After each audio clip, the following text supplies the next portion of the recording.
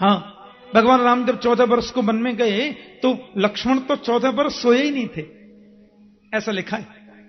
लक्ष्मण जी सोते ही नहीं थे। भगवान राम जब सोते तो लक्ष्मण पंखा करते। आधी रात जब बीत गई तो राम की नींद खुली, लक्ष्मण आप अभी सोए नहीं? लक्ष्मण बोले सो जाऊंगा, थोड़ी और सेवा कर लूं प्रभु। 2 बजे फिर नींद खुली, लक्ष्मण अभी सोए नहीं, थोड़ी और सेवा कर लूं ना जी। कई बार ऐसे हो गया तो राम जी थोड़े डांट करके बोले देखो हम बड़े भाई हैं, बड़े भाई की बात माननी चाहिए कि नहीं? जी जाओ चुपचाप सो जाओ, हमारा आदेश है। लक्ष्मण जी सोते तो थे नहीं, इनके डर की वजह से चुपचाप जाके लेट गए और रोते हुए मन में सोचने लगे मत करने दो सेवा, छोटा हूं ना इसलिए कुछ बोल सकता नहीं, अगली बार बड़ा बन के आऊंगा फिर बताऊंगा। वही लक्ष्मण जी यहां बलराम जी बन के आ रहे हैं। अब आज से तो रसगुल्ला की कथा शुरू हो रही है ना जी, तो कथा आवेगी कि कृष्ण बलराम दोनों भाई जब गौ चराने के लिए गए, गोपाष्टमी का दिन था, पहले दिन गौ चराने गए, तो आज बलराम जी को बहुत अच्छा लगा। एक वृक्ष के नीचे छाया में, बट वृक्ष के नीचे बलराम जी बैठे, ग्वाल बाल सब बछड़ों को घेर रहे हैं।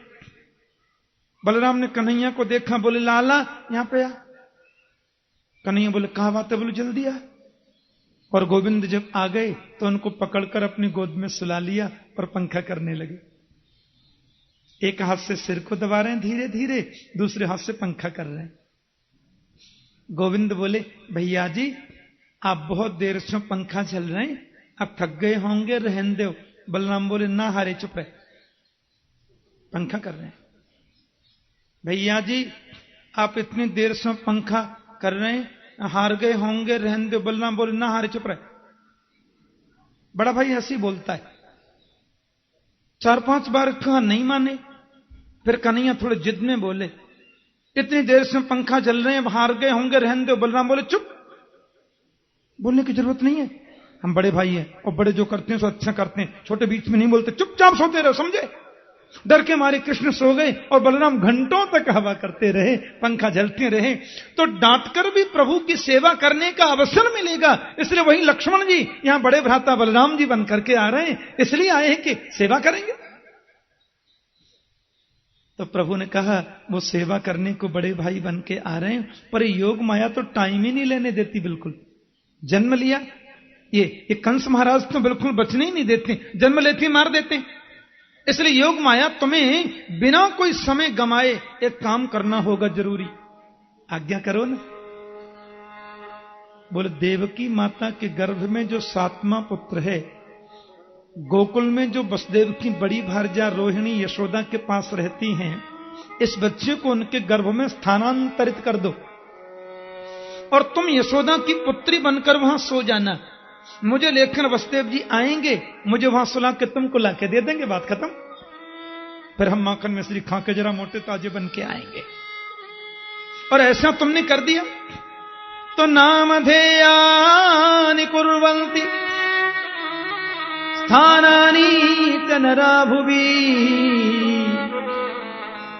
दुर्गेति भद्रकालीति विजया वैष्णवीति च।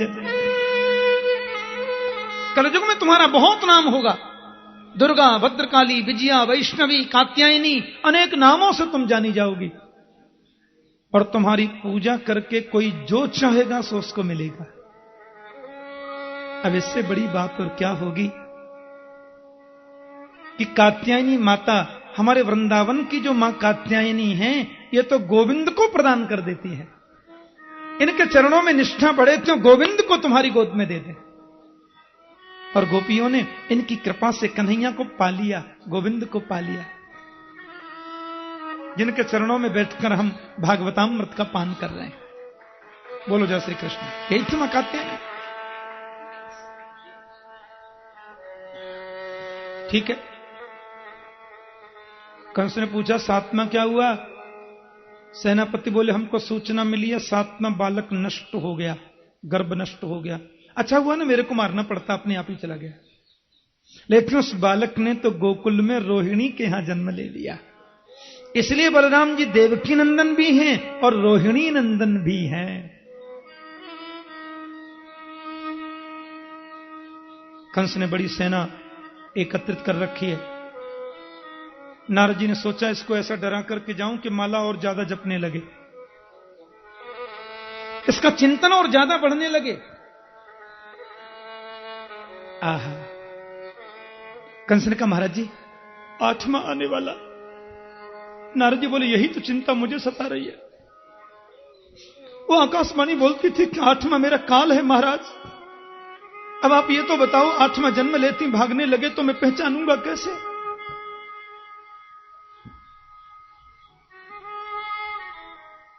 नारद जी बोले वो काला काला होगा,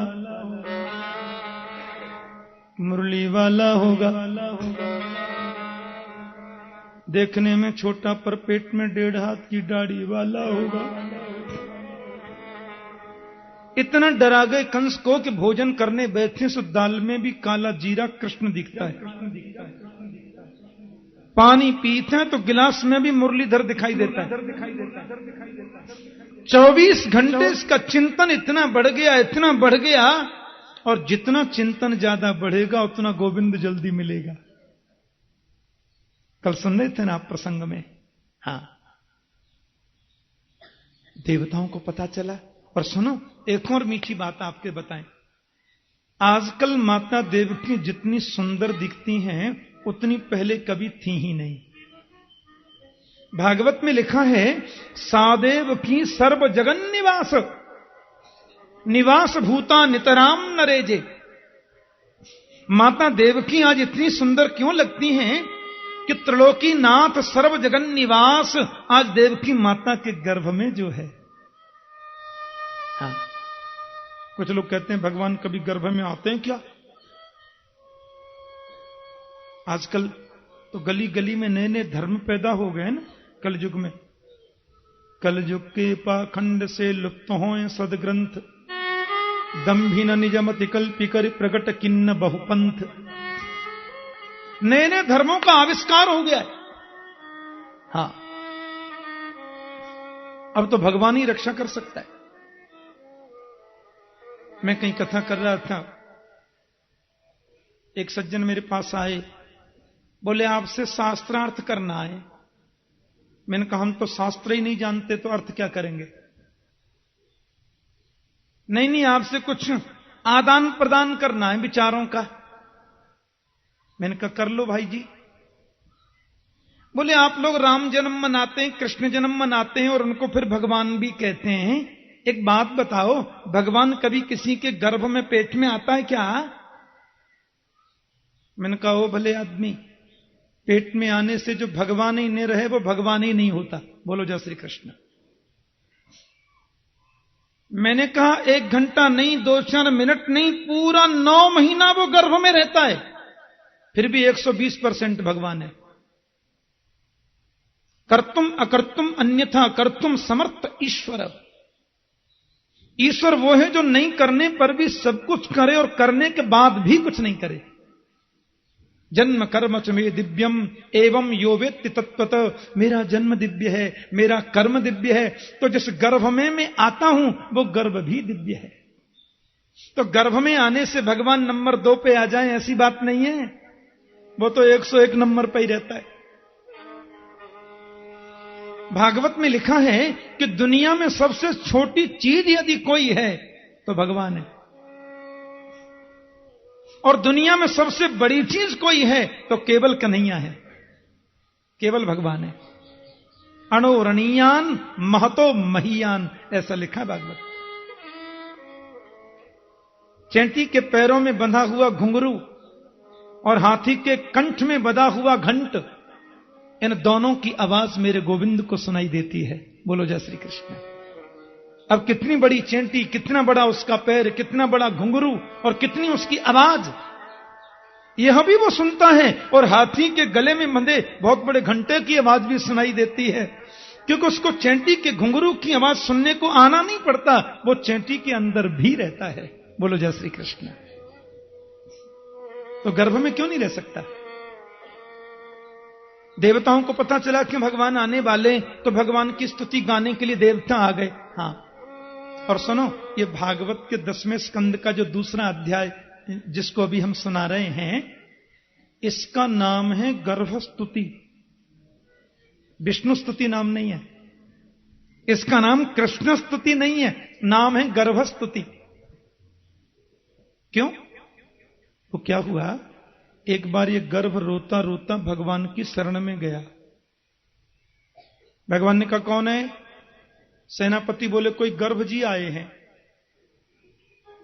कन्हैया बोले कहिए गर्भ जी। अब वो बोले कम और रोवे ज्यादा। भगवान बोले क्यों रोते, क्या तकलीफ है? सिर पे हाथ रख दिया, उसको बिठाया, क्या कष्ट है तुम्हें? बोले जितने महामंडलेश्वर हैं सब हाथ धोकर मेरे पीछे पड़ गए, जितने प्रवक्ता हैं, प्रवचन करने वाले हैं, सब मेरे पीछे पड़ गए, जितने महात्मा हैं, जितने संत हैं, जितने जगत गुरु हैं, सब मेरे पीछे डंडा लेकर पड़ गए। बोले क्यों? बोले 5 मिनट भी कोई उपदेश करेगा तो एक बात जरूर कहेगा, ऐसा कर्म करो जिससे गर्भ में कभी नहीं आना पड़े। गर्भवास समम दुखम न भूतो न भविष्यति। गर्भवास जैसा दुख न कभी हुआ न कभी होगा। गर्भ में मत आओ, मुक्ति पाओ। मैं इतना बुरा हूं तो आपने मुझे बनाया क्यों? भगवान बोले हे गर्भ जी, सारी दुनिया तुम्हारी निंदा करती है जी, लेकिन हम जब गर्भ में आएंगे तो देवता भी तुम्हारी स्तुति गाएंगे। तुम्हारा उसका नाम हो जाएगा गर्भस्तुति। इसलिए ये विष्णु स्तुति नहीं है, गर्भ की स्तुति है। सीधी बात क्या है कि मेरे गोविंद से जिसका संबंध जुड़ जाए वो हर चीज वंदनीय हो जाती है, चाहे वो गर्भ ही क्यों न सही। बोलो जय श्री कृष्ण। तो निंदा का पात्र जो गर्भ है, उस गर्भ का भी तो मान बढ़ाना था प्रभु को। और रामायण में तो एक बड़ी विचित्र बात लिखी है। भागवत में तो कल हम ये मान लें कि चलो भगवान घंटे 2 घंटे पहले ही आ गए होंगे, लेकिन रामायण जी में तो लिखा है कि जिस दिन से श्री राम माता कौशल्या के गर्भ में आए, तब से नितनव मंगल मोद बधाई। जिस दिन से राम जी गर्भ में आए हैं, उस दिन से नित नए मंगल हो रहे हैं। आहा, बधाइयां हो रही हैं। तो जन्म कर्मच में दिव्यम एवं यो वेत्ति तत्वत। उनका जन्म भी दिव्य है, कर्म भी दिव्य है। तो जिस गर्भ में मेरे गोविंद आते हैं, वो गर्भ भी दिव्य है, वो गर्भ भी मंगलमय है। इसलिए देवताओं ने भगवान की बहुत सुंदर गर्भस्तुति गाई। बड़ी सुंदर गर्भस्तुति, इसका नाम गर्भस्तुति है। अच्छा, आप लोग मेरे संग थोड़ा गर्भस्तुति का गान करें और भगवान से कहें महाराज 2 बजे से पीले पीले पहन करके बैठे अब थे, जल्दी पधारो। आइए भाव से गाते हैं।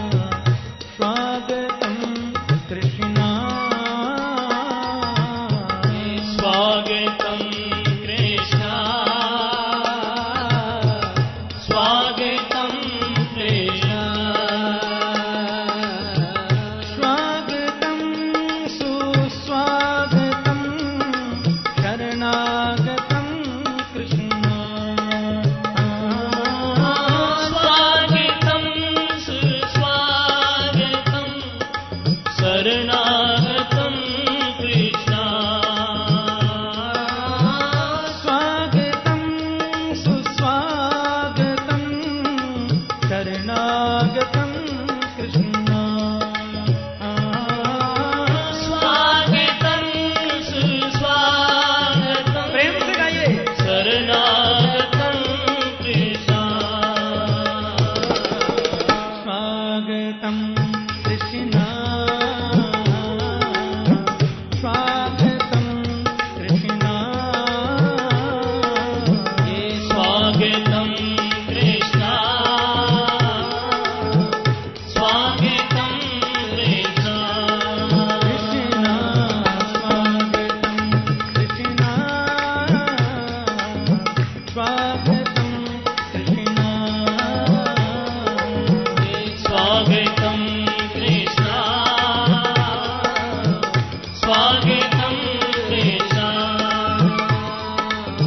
सत्यव्रतं सत्यपरं त्रिसत्यं सत्यस्य निहितं च सत्ये सत्यस्य सत्य मृतसत्यरेत्रं सत्यामृतं त्वां शरणं प्रपन्ना एकायनोऽसौ द्विफलस्त्रिमूलः चतुरसः पञ्चविधः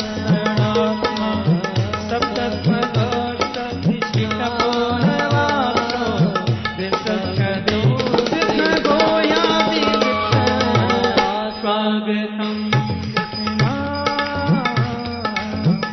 स्वागतं कृष्ण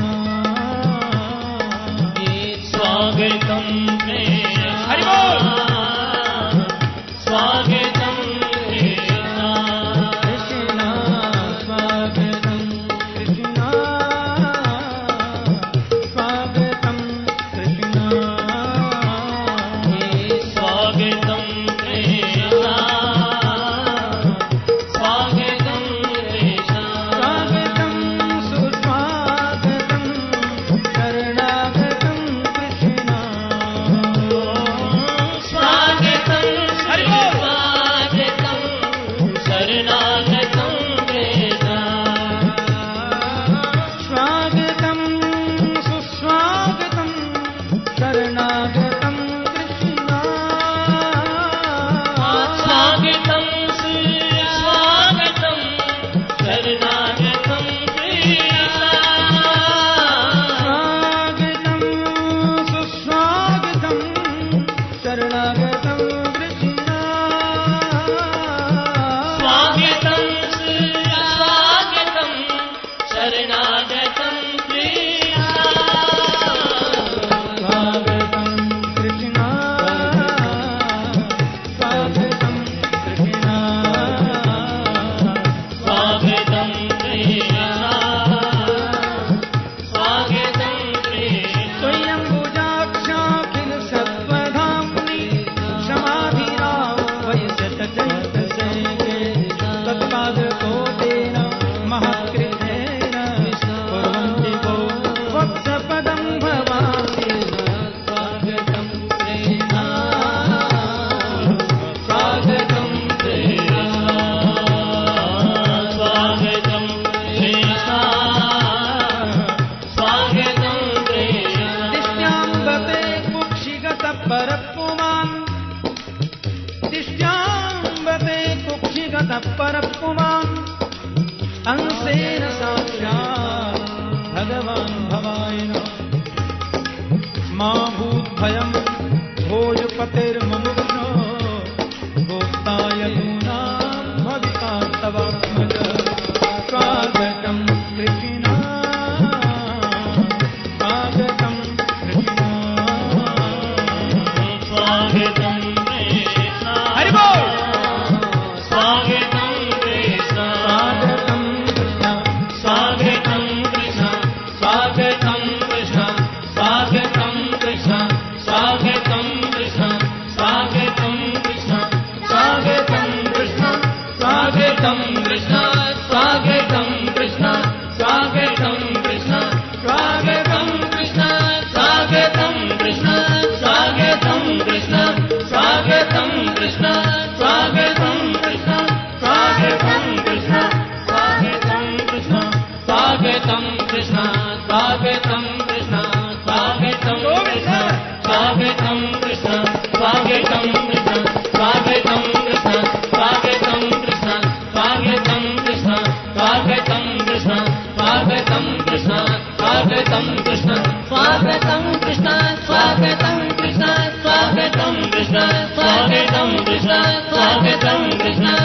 स्वागतं कृष्ण स्वागतं कृष्ण स्वागतं कृष्ण स्वागतं कृष्ण स्वागतं कृष्ण स्वागतं कृष्ण स्वागतं कृष्ण स्वागतं कृष्ण स्वागतं कृष्ण स्वागतं कृष्ण स्वागतं कृष्ण स्वागतं कृष्ण स्वागतं कृष्ण स्वागतं कृष्ण स्वागतं कृष्ण स्वागतं कृष्ण स्वागतं कृष्ण।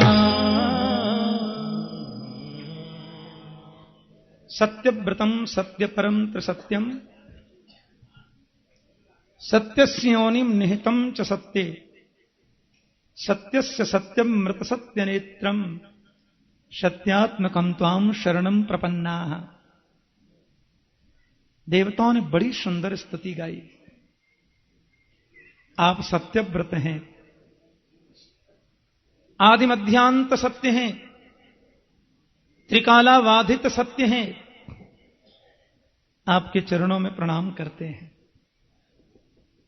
शायद बार बार सत्य कहने का उनका अभिप्राय यह रहा होगा कि आपने जो वचन दिया है कि मैं आप लोगों को भयमुक्त करूंगा, इसको मामा समझ के कदाचित छोड़ न देना।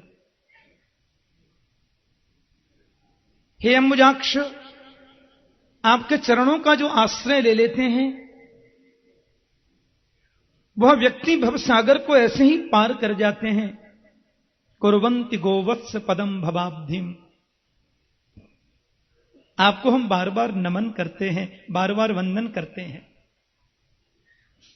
देवताओं ने अनेक प्रकार के उद्धरणों के माध्यम से गोविंद की स्तुति गाई और अंत में मातुश्री को भी आश्वस्त कर दिया। दिष्ट्याम मते कुक्षिगत परपुमान अंशेन साक्षात भगवान भवायेन। आपको बिल्कुल डरने की जरूरत नहीं है माता। प्रभु अपने चतुर्व्यूहावतार में आए हैं, अपने अंशों के साथ में आए हैं, इसलिए तुम्हें कंस से बिल्कुल भयभीत होने की जरूरत नहीं है। प्रभु तुम्हें संरक्षण देंगे, आपका यश प्रवर्धन करेंगे। अब तो महाराज पूरी परिस्थिति बदलने लगी। कहते हैं ज्यों ज्यों प्रभु के जन्म का समय निकट आता जा रहा है, दुष्ट लोगों के मन में भी निर्मलता बढ़ती जा रही है। भाद्रपद मास में नदियों का जल कभी निर्मल नहीं होता, लेकिन गोविंद के आगमन की खुशी में नदियों के जल में भी निर्मलता बढ़ गई। धीरे धीरे आ रहा है भाद्रपद महीना। दशों दिशाएं आनंदित हैं। गोकुल की ओर आना प्रारंभ कर दिया है। क्यों? उनकी समाधि में उनको ऐसा ज्ञात हुआ कि गोविंद आने वाले हैं और इस अवसर को हम चूकना नहीं चाहते। आहा,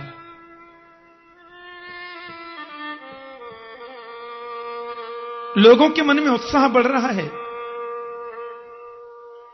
भाद्रपद मास के कृष्ण पक्ष की अष्टमी तिथि और बुधवार। आज कौन सा बार है? मेरे गोविंद के प्राकट्य का दिन भी बुधवार है। कन्हैया ने सोचा माता देवकी को सुख तो इसलिए मिलेगा कि उनके हमें अवतरित हो रहा हूं। यशोदा जी को आनंद इसलिए मिलेगा कि उनका स्तनपान करूंगा, उनकी गोद में खेलूंगा। लेकिन जिस रोहिणी ने देवकी के लिए इतना बड़ा त्याग किया, उसको क्या मिला? इसलिए गोविंद ने सोचा कि मेरे अवतार के समय नक्षत्र रोहिणी ही होना चाहिए। इसलिए रोहिणी नक्षत्र को गोविंद ने चुना। अष्टमी तिथि, कृष्ण पक्ष, बुधवार, नक्षत्र रोहिणी और रात्रि के ठीक 12 बजे मेरे गोविंद प्रकट हो गए। योग माया ने पूरे ब्रजमंडल की कमान अपने हाथ में ले रखी है। मैं नहीं चाहूं जब तक कुछ नहीं होगा। सूर्योदय का तो प्रश्न ही नहीं उठता। और एक बात बताऊं, अष्टमी तिथि को चंद्रोदय भी ठीक 12 बजे होता है। तो जिस समय गोविंद का प्राकट्य हुआ उसी समय आकाश में चंद्रोदय हुआ और चंद्रमा घटाओं में छुप करके झांकी को देखने के लिए उत्साहित लालायित है। और गोविंद जैसी देखो, कंस भी सो रहे हैं, उनके पहरेदार भी सो रहे हैं, सब सैनिक प्रसैनिक भी सो रहे हैं, पूरे ब्रजमंडल में, पूरे संसार में सब लोग सो रहे हैं, केवल वसुदेव देव की जगह है और आकाश का चंद्रमा आनंदित हो रहा है। और गोविंद जब प्रकट होकर के पधारे, आइए हम लोग सब नेत्र बंद करें एक क्षण और कन्हैया की उस झांकी का दर्शन करें। तमद्भुतम् बालकमम्बुजक्षणम्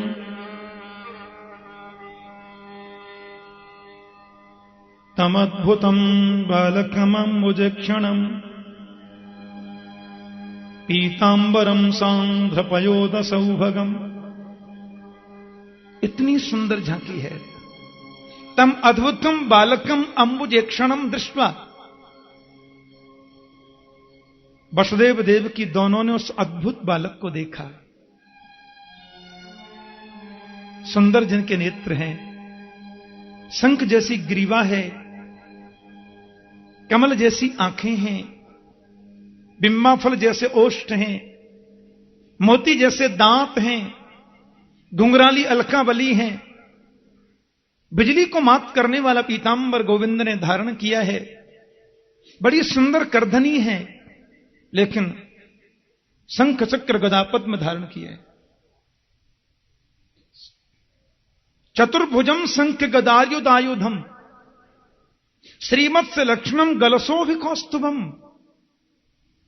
श्रीवत्स का चिन्ह है, कौस्तुभ मणि धारण किए हैं, शंख चक्र गदा पद्म है। ऐसी सुंदर झांकी, वैदुर्य मणि का हार है, स्मित हास्य। वसुदेव देव की दोनों ने गोविंद की झांकी को देखा। महाराज, वसुदेव ने जो स्तुति गाई है वो तो अद्भुत है ही, लेकिन देवकी माता ने जो स्तुति गाई उस पर तो पूरा शास्त्र ही बन जाए।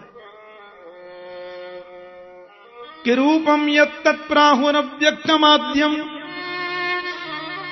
ब्रह्म ज्योतिर्निर्गुणम निर्विकारम सत्तामात्रम निर्विशेषम निरीहम यत्त्वं साक्षात् विष्णुरध्यात्मदीप। कितना बड़ा सद्भाग्य है आज मेरा।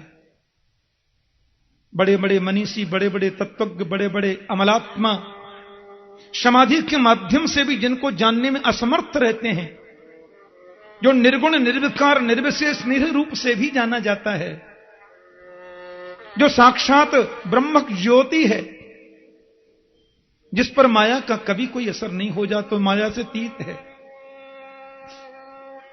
और प्रकृति को जो अपने बस में रखते हैं, प्रकृति का कभी जिस पर कोई असर नहीं होता, वह परब्रह्म आज मेरे घर पुत्र रूप में आया। मैं कितनी बड़ी भाग्यवती हूं। नष्टे लोके द्विपरार्धावसाने। प्रभु, जब ब्रह्मा की द्विपरार्ध की आयु पूर्ण हो जाती है, सारी दुनिया नष्ट हो जाती है, सब लोग समुद्र प्रलयंकारी समुद्र में डूब जाते हैं, आप ही शेष रहते हैं। चतुश्लोकी में भगवान ने स्पष्ट किया है, मौत से कोई बच नहीं सकता। मृत्यु कभी किसी को छोड़ती नहीं है। मृत्युर्जन्म बताम वीर देहे न सहजायते अद्यवाब्द सताम तेरवा मृत्युर्वै प्राणिनाम ध्रुव।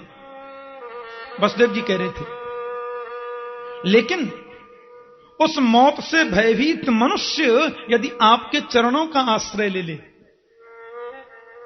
क्योंकि मर्त्यो मृत्युव्यालभीतं पलायन लोकान् सर्वान् निर्भयं नाद्यगच्छत् तत्पादाब्जं प्राप्य दृच्छयाद्य स्वस्थः सेते मृत्युरस्मादपैति। माता देवकी कहती है कि मृत्यु के भय से भयभीत मनुष्य दसों दिशाओं में दौड़ता है, यहां बच जाऊंगा, यहां बचूंगा, यहां बचूंगा, लेकिन उसको अभय पद कहीं भी प्राप्त नहीं होता, क्योंकि मौत तो हमारे साथ में है। देहे न सह जायते, लेकिन तत्पादाब्जं प्राप्य दृच्छयाद्य स्वस्थः सेते मृत्युरस्मादपैति। आपके चरणों का जिस व्यक्ति ने आश्रय ले लिया, आपका शरणागत जो हो गया वो स्वस्थ हो जाता है, मौत को जीत लेता है। स्वस्थ का मतलब मोटा होना नहीं है, स्वस्थ का मतलब तंदुरुस्ती से नहीं है, बल्कि स्वस्वरूपे स्थः स्वस्थ, उसको अपने स्वरूप की अनुभूति हो जाती है। आपके चरणों का आश्रय लेने से, देखो कृष्ण के चरणों की शरण में जाने से, नवयोगेश्वर संवाद में कहते हैं ना वहां, प्रपद्य मानस्य यथा स्नत स्यात् भक्तिर विरक्तिर भगवत प्रबोध, योगेश्वर संवाद में वर्णन आता है। कहते हैं जीव जब ईश्वर के चरणों में आ जाता है तो भक्तिर विरक्तिर भगवत प्रबोध, उसको भक्ति भी मिलती है, विरक्ति भी मिलती है, और भगवत प्रबोध माने ज्ञान भी प्राप्त हो जाता है। और जिसको यह ज्ञान हो जाए कि मैं आत्मा हूं, नित्य शुद्ध मुक्त हूं, शाश्वत हूं, उसका मौत क्या बिगाड़ेगी। इसलिए स्वस्थ से इतने मृत्यु अस्माद पैती, इसका मतलब यह नहीं कि वो आदमी मरता ही नहीं, अजर अमर ही बना रहता है, बल्कि मरने का जो फालतू बहम उसके दिल में बैठा है, उस बहम से ऊपर उठ जाता है। वो समझ लेता है कि मरना जीना ये सब शरीर के धर्म है, मेरे नहीं है, क्योंकि मैं इन सबसे परे हूं। तो माता कहती है स्वस्थ से ते मृत्यु रस्माद पैती, वो स्वस्थ हो जाता है। गोविंद मुस्कुरा करके बोले, माता आप लोग स्वयं मनवंतर में प्रश्नी और सतपा थे, बहुत तपस्या की थी मेरी, मैं आपका पुत्र प्रश्न गर्भ बनकर के आया था। असल में क्या है, कोई मुझसे यह बोल दे कि आप हमारे पुत्र बन जाओ, तो मैं एक बार पुत्र बनकर वचन को पूर्ण कर देता हूं, पर कोई ये कह दे कि आप जैसा पुत्र हमें चाहिए, वहां फिर मुझे 3 बार आना पड़ता है। आप आ जाओ तो एक बार आ गया, बात खत्म। पर कोई कह दे आप जैसा हमको चाहिए, तो मेरा जैसा मैं हो रहा हूं कि नहीं, इसलिए मुझे 3 बार आना पड़ता है।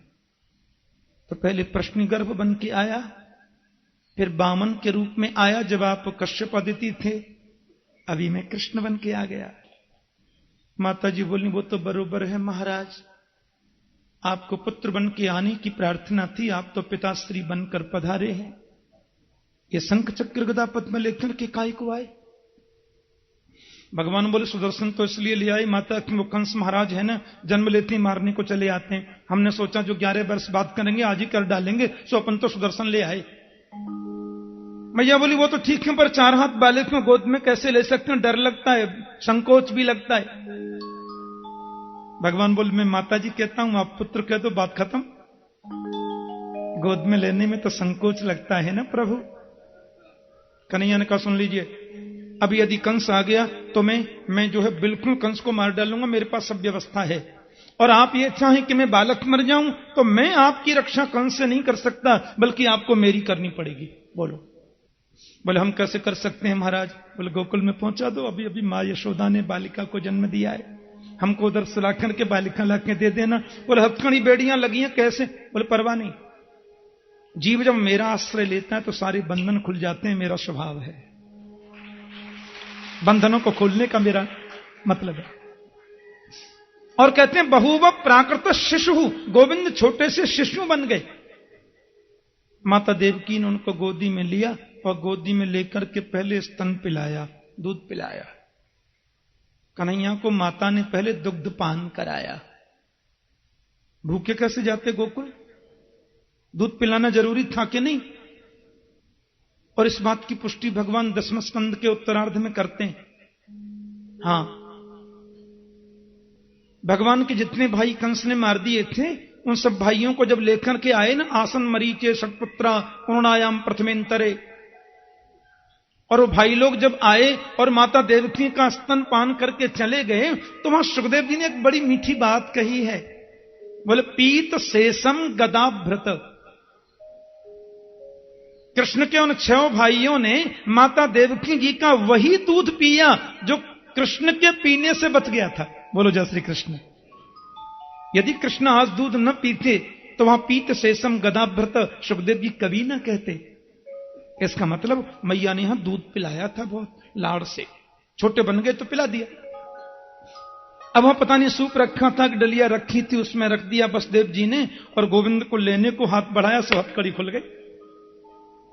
कृष्ण को उठाकर के चलने तैयार हुए, बेड़ियां खुल गई।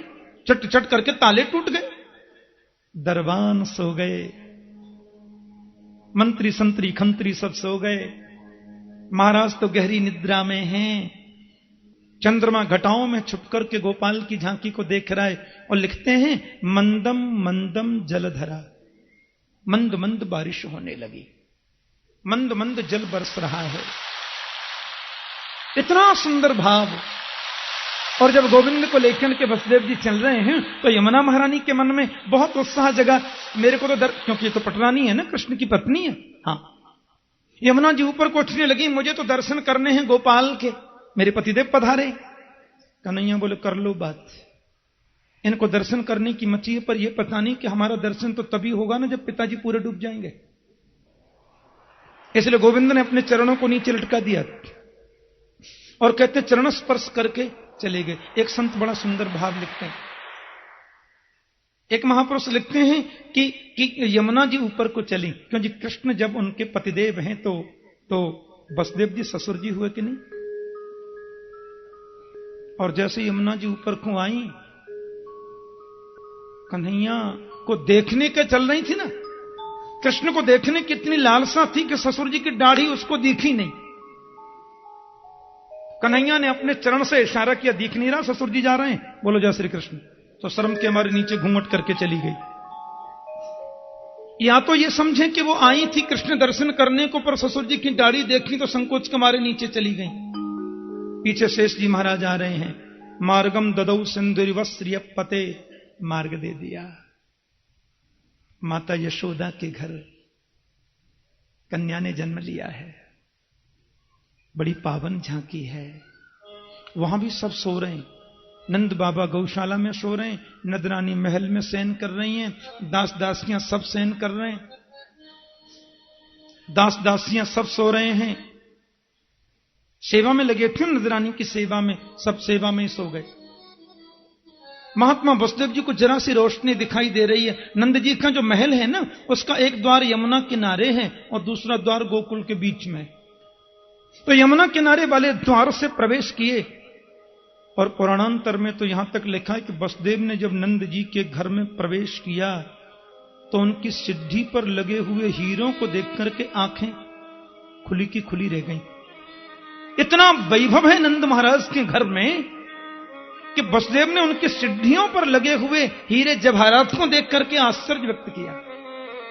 9 लाख जिनके घर गाय हैं, इसलिए बोलते हैं तथा आरभ्य नंदस्य ब्रजः सर्व समृद्धिमान, पूरा ब्रजमंडल समृद्धिशाली था गोविंद के प्राकट्य के समय। और वहां गोपाल को बड़ी तकलीफ से सुलाया, कन्या को लेकर के झटपट चले और जैसे ही यमुना को पार करने लगे, यमुना ने तो मार्ग दे दिया। झटपट मथुरा में आए और वो कारागृह में प्रवेश करते जा रहे हैं, ताले बंद होते जा रहे हैं, हथकड़ी बेड़ियां भी सब लग गईं। जय श्री कृष्ण। और कन्या ने रोना भी शुरू कर दिया। क्यों जी, क्या मतलब? कन्हैया को लेकर के गए तो सारे बंधन खुले थे और माया को लेके आए तो योग माया ही तो थी वो। कहते हैं जीव जब परमात्मा का आश्रय लेता है तो सारे बंधन खुल जाते हैं और सारे विरोधी सो जाते हैं। लेकिन परमात्मा को छोड़कर जब माया का आश्रय ले लेता है तो बंधन में पुनः बंध जाता है और विरोधी सब जग जाते हैं। यही तो माया और ब्रह्म का अंतर है, और कुछ अंतर नहीं है। लेकिन योग माया है ये, चुटकी बजा दे तो हजारों को मार दे, चुटकी बजा दे तो 1000 बन जाए। क्योंकि दैवी है सा गुणमयी मम माया दुरत्यया मामेव जे प्रपद्यन्ते मायामेतां तरन्ति ते। ये माया बड़ी गुणमयी है, जो मेरे प्रपद्यमान हो जाए, शरणागत हो जाए, वो माया को जीत सकता है। कंस को सूचना मिली, वो दौड़े आए, मुझे दो। देवकी बोली ये तो बेटी है, आपने मेरे सभी पुत्रों को मार दिया, मैंने कुछ भी तो नहीं कहा। इस कन्या को छोड़ दो, इसके आश्रय से जीवन जी सकती हूं। कंस ने कहा, ये बेटा होना था, बेटी कैसे हुई? वैसे आकाशवाणी तो अस्यास्ताम अष्टमो गर्भो, गर्भ ही कहा था, बेटा बेटी का नाम नहीं लिया। लेकिन किसी ने कह दिया कान में कि आपने इसको बेटी समझकर छोड़ दिया, तो इस बेटी का जो बेटा होगा वो आपको मारेगा। बड़ी समस्या है। कंस ने देवकी के रुदन की ओर देखा ही नहीं, कन्या को छुड़ा लिया, पत्थर पर पटक दिया। पर वो तो योग माया है, हाथ से छूट गई, मस्तिष्क पर चरण प्रहार करके अनंत आकाश में चली गई, अष्टभुजी देवी बन गई। बोलिए कात्यायनी माता की जय। कि किं मया हतया मंद जात खलु तवांतकृत यत्र क्ववा पूर्व शत्रु माहिंसी कृपणन व्रथा। अरे हत्यारे कंस, मेरे जैसे निरपराध बालकों को मारने से तुम्हें क्या मिला? वास्तव में तुम्हारा शत्रु जो कृष्ण है, उसने तो ब्रजमंडल में जन्म ले लिया। यत्र क्ववा पूर्व शत्रु माहिंसी कृपणन व्रथा। माता जी कौन से गांव में लिया, नाम तो बता जाओ। बोले यत्र क्ववा, गांव का नाम तो नहीं बताऊंगी, लेकिन जन्म ले चुका 84 कोस के ब्रज में ही कहीं। कहते हैं कंस चरणों में गिर पड़े, माफी मांगने लगे, गलती हो गई बहन जी। और हमारे यहां ब्रज का एक बड़ा सुंदर साहित्यिक ग्रंथ है, नाम है ब्रजविलास। ब्रजविलास में तो इतना सुंदर उपदेश दिया है कंस ने देवकी को, परोपदेश कुशल बहुत थे रे। ये राक्षस लोग भी बड़े ज्ञानी होते थे, बड़े विद्वान होते थे, पर स्वयं के जीवन में उसको उतार नहीं पाते थे, यही कमी थी। देवकी से बोला, तुम कोई चिंता मत करना, आत्मा थोड़ी मरती है, शरीर ही तो मरता है। आत्मा तो नित्य अजर अमर और शाश्वत है। अब ये बातें तो हो गई हैं मथुरा की, आप मेरे संग अभी गोकुल चल रहे हैं। मैंने कल आपसे विशेष रूप से कहा था और उसका प्रतिपालन आपने बड़ी निष्ठा से किया है। दिल्ली आदि में तो 3 बजे कथा शुरू होती है नंदोत्सव के दिन, और रात के 11 बज जाते हैं, लेकिन 11 बजे तक भी पिन ड्रॉप साइलेंस, लोग बड़ी शांति से सुनते हैं कथा। और तो मैंने आपसे कहा था कि मैं 3 बजे से 7 बजे तक पूरी कथा करने का प्रयास करूंगा। तो मुझे लगता है कि आप बहुत शांति का दान दे रहे हैं, आगे भी ये दान मुझे देते रहेंगे। आगामी आधा पौना घंटे गोकुल में परिस्थिति बदली है, ध्यान से सुनना। अब थोड़ी ब्रजलीला आ गई ना, तो थोड़ी ब्रजभाषा में कहूंगा। मूलतः ब्रजवासी होने के नाते ये तो मेरा धर्म बनता है। नंद बाबा जो हैं वो बेचारे ब्रज के सम्राट हैं, गोपन के राजा हैं, पर लाला तो भयो नाय। उनके मन में बड़ी चिंता है। नंद बाबा बोले, भैया लाला तो भयो नाय। ब्रजवासी बोले, ब्राह्मण बाबा ने चकाचक घुटवाए दे, सोई लाला है जाएगा, हम लोग अनुष्ठान करेंगे। अब तो महाराज विप्र लोगों ने अनुष्ठान प्रारंभ कर दिया, और यहां ब्रज में अनुष्ठान चल रहा है। मनस्थिति बड़ी विचित्र है। अब सबको ऐसो लगवे लग्यो कि नंद बाबा के घर बेटा होएगो, नंद रानी के घर बालक होएगो, सबको ऐसी प्रतीति है वे लगी। देखो, नंद रानी की 2 बहनें भी हैं, नंद बाबा की 2 बहन हैं, एक को नाम है नंदा और छोटी को नाम है सुनंदा। अब नंदा सुनंदा जी को जब ये पता चली कि नंद रानी के लाला होएगो, सो आधा 15 दिन पहले से वो भी डेरा डाल के इधर ही पड़ी है। ये जो ननद होती है ना बिचारी, ऐसा मौका ढूंढती रहती है कि कोई भागवत के परम विद्वान आचार्य श्रीभूति कृष्ण गोस्वामी जी पधारे। बहुत बहुत अभिनंदन, अभिवादन। नंदोत्सव, एक बात मैं आपसे और बता दूं, एक भी व्यक्ति बीच में खड़े नहीं होंगे और मैं अपने वचन के मुताबिक पूर्ण करने की चेष्टा करूंगा।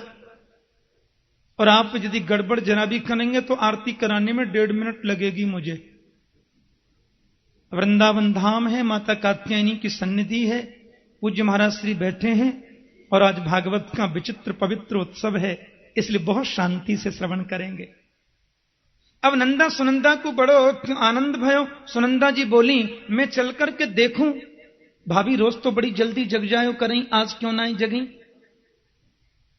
सुनंदा जी ने जाय करके देखो तो नदरानी की बगल में पलना पे एक नन्ही सी बालिका कोई लाला सोयो भयो है। बेचारी सुनंदा ने नेक चदरिया हटाई और लाला को मुख देखो, फिर ढक दियो। बोले, हे भगवान, कहूं लाली न होए। बोले, लाली है वैसे और तो कोई तकलीफ ना है, पर वो तो तभी मिलेगो जब लाला होएगा। और सोच में लगी कि भैया जी 75 के तो वैसे ही है गए, अब के लाली है जा फिर भले ही 5 लाले, अब के लाला है जा फिर भले ही 5 लाली है जा, चिंता की बात ना है। मन में विचार किया, 21 बार हरिश्चरणन को जाप किया और जैसी चदरियां हटा करके देखी, अतसी पुष्प संकासम। बोलिए बाल कृष्ण लाल की, बोलिए नंद के लाला की जय। बड़ी मन में खुश भई, है गए लाला। ये समाचार सबसे पहले मैं भैया नंद जी को सुनाऊंगी, उनके मन में बड़ी प्रसन्नता होगी। बेचारी दौड़ी दौड़ी, दर्द बैठ जाओ। बेचारी दौड़ी दौड़ी गई गौशाला पे। नंद बाबा बैठे, सवेरे के 5 बज रहे हैं। ध्यान से सुनना, नंद बाबा तो माला जप रहे और माला पे मंत्र जप रहे। कौन सा मंत्र जप रहे मालूम है? अभी तो भयो ना है, अभी तो भयो ना है, अभी तो भयो ना है। जाने कब होएगा। सुनंदा ने जाकर को सूचना दी, भाई जी बधाई हो। लाली, काय बात की बधाई? अब सुनंदा बताने लग गई, सो बताते बताते रो गई। कभी कभी खुशी में भी आंसू आते हैं ना, खुशी में रोना आ जाता है। और खुशी के जो आंसू होते हैं वो ठंडे होते हैं, और दुख में जो रोते हैं वो आंसू गर्म होते हैं। कभी रोने का काम पड़े तो आप देखना, जब खुशी में रोते हैं ना जी तो आंसू ठंडे होते, पक्की बात है। अब सुनंदा के ठंडे आंसू निकल पड़े। भाई जी, अरे बता तो सही लाली, काय बात की बधाई? बोले, आपने तपस्या करी, बड़े ब्राह्मण जिमाए, संतन की सेवा करी, कात्यायनी जी को पूजन कियो, भगवान शिव को अभिषेक कियो, उन सबको फल आपके घर में नीलमणि जैसो लाला आयो है। अब तो नंद बाबा ने सुनी लाला आयो है, तो 75 वर्ष के बाबा 16 वर्ष के है गए। और देखो, बाबा ने यमुना जी में डुबकी लगाई। यमुना में डुबकी लगाए करके माथे पे चंदन लगायो, मूछन में इत्र लगायो, हाँ, चौलर पटका डार्यो जरी को, बढ़िया सुंदर पीतांबरी पहनी, बगलबंदी पीली पहनी, और बोले, छोरा निकलियो दर्पण। ब्रजवासी ने दर्पण दिखायो, कैसा लगूं? बोले, दुल्हा जैसे लग रहे हो। नंद बाबा मन में बड़े हर्षित है रहे, बड़े आनंदित है रहे। यमुना जी में स्नान करके आचमन करके त्योहारो दर्श मोहि भावे श्री यमुना मैया। शांडिल्य मुनि के पास में पधारे, और शांडिल्य मुनि के पास में जब गए, यजमान बड़े प्रसन्न। गुरुजी, लाला भयो है, आप संतन को आशीर्वाद, विप्रण की कृपा, कुल देवता की महती अनुकंपा, घर में लाला आयो है। यजमान, हम तो रात्रि में आज सोए ही नहीं, यानी कब समाचार मिल जाए, शुभ समाचार। सो बड़े आनंद की बात है। ब्राह्मणन को लेकर श्री नंद जी महाराज गए, और नंदस्वात्मजोत्पन्ने जाता ह्लादो महामना आहूय विप्रान वेद ज्ञान। इतनी जोर को हल्ला भयो कि बरसाने में समाचार पहुंच गयो। अभी नेक रुक जाओ, हमारे पीछे अभी 10 दिन अंदर जाना मना है ना, इसलिए मैंने बाबा से कही अभी नेक बाहर ही रहे हो। बोलो जय श्री कृष्ण। अब तो महाराज ऐसो भयो कि बरसाने में पहुंच गए समाचार। आप कितनी शांति से सुन रहे हैं, मुझे अच्छा लग रहा है। बरसाने में समाचार पहुंचो, सो महाराज बरसवान जी बोले, काय को हल्ला? बोले, अजी नंद जी के घर लाला भयो है। बरसवान जी बोले, देखो कितनी कृपा प्रभु की, बिन के घर लाला भयो, हमारे घर लाली भई। तो वृषभानु जी ने लाला के ताई टीको भेजो।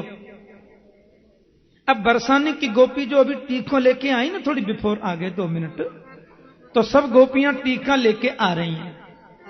अब ब्रज की गोपिन को गोकुल के ग्वाल वालन ने देखो, बड़े सुंदर सामग्री हीरे जवाहरात सब लाई। वृषभानु जी ने भेजी ये बधाई, नंद जी के यहां के लिए वृषभानु जी ने चाव भेजी, बधाई भेजी। मित्र है ना नंद जी बिन के। अब मैं कहूंगो नंद महर घर ढोटा जायो, आप बोलियो बरसाने से टीको। और जब मैं कहूं बरसाने से टीको आयो तो आप बोलियो नंद महर घर ढोटा। अब आपको करनो ये है कि ताली बजा के बोलनी, और ताली घोड़ा किसी टाप तो बजनी नहीं चाहिए। लय में बजाइयो, जो ताली बजा के नाए बोलेगो बाकू बगल में बैठने वाले की सौगंध है। अब देखो आपकी बगल में जो नहीं बोले नहीं बजावे तो बातें बोलियो, हमारा ध्यान रखो। आप दोनों अपना ध्यान रखेंगे सो मेरो नंदोत्सव है जाएगा। अब देखो बड़े भाव से सब बोल रहे हैं ताली बजा के।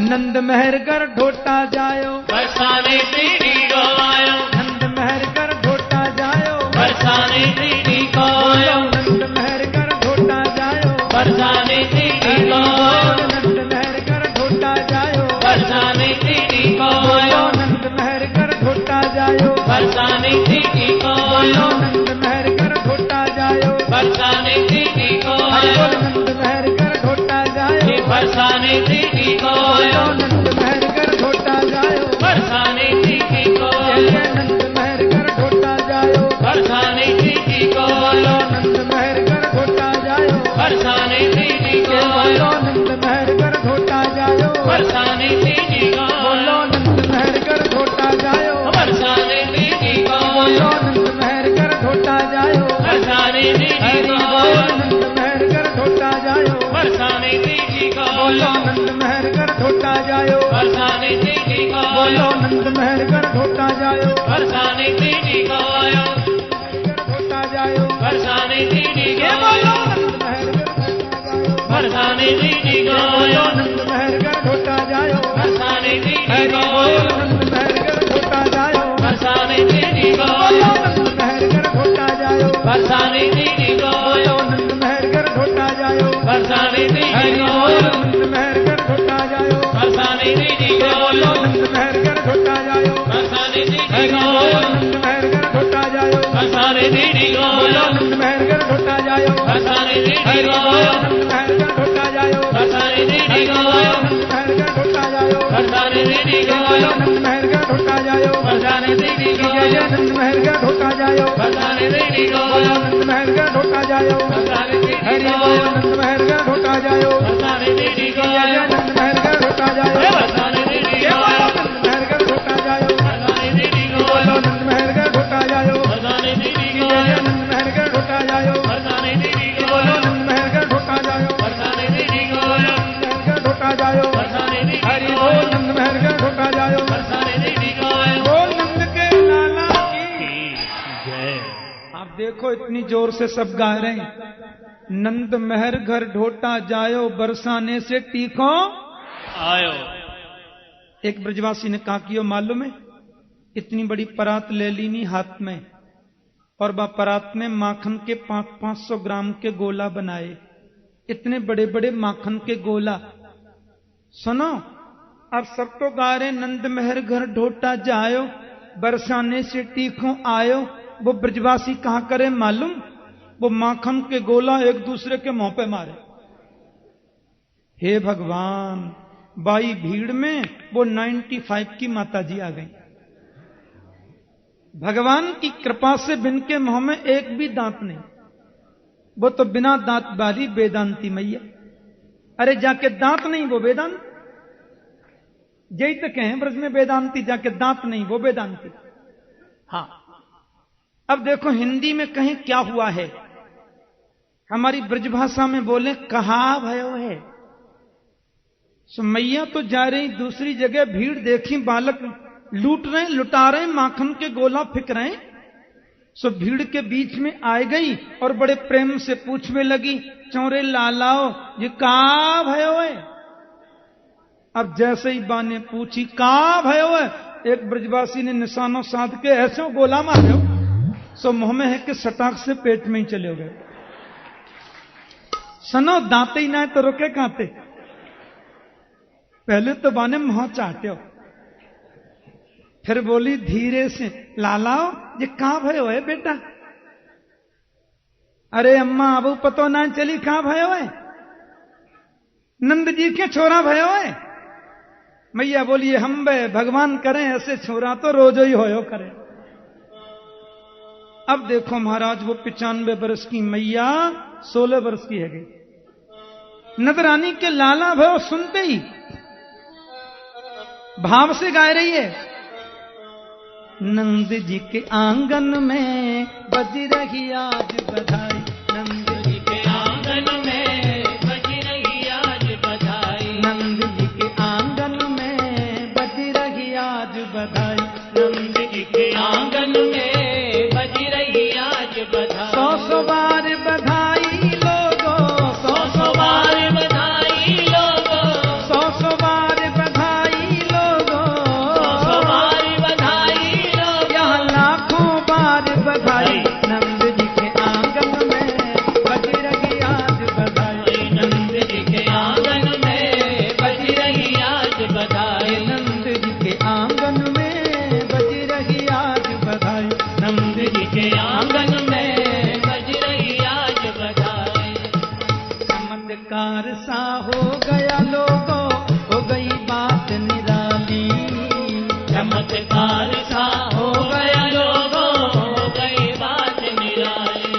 और रात रात में नंद बाबा की, रात रात में नंद बाबा की, रात रात में नंद बाबा की, रात रात में नंद बाबा की, ये तो दाढ़ी हो गई काली, नंद जी के आंगन में बज रही आज बधाई, नंद जी के आंगन में बज रही आज बधाई। 100 बार बधाई लोगो, 100 बार बधाई लोगो, 100 बार बधाई सब लोगो, 100 बार बधाई लोगो, यहाँ लाखों बार बधाई, नंद जी के आंगन में बज रही आज बधाई, नंद जी के आंगन में बज रही आज बधाई, नंद जी के आंगन में बज रही आज बधाई, नंद जी के आंगन में बज रही आज बधाई।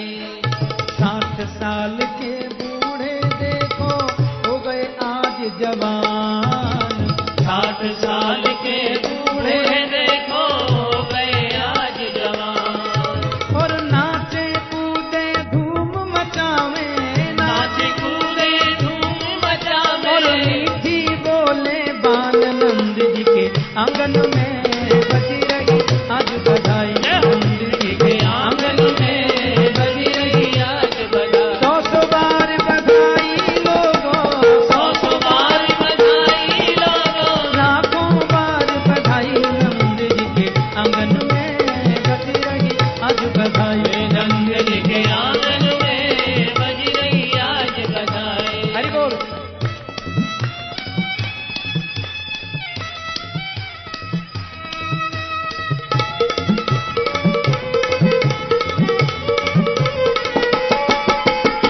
हरि बोल।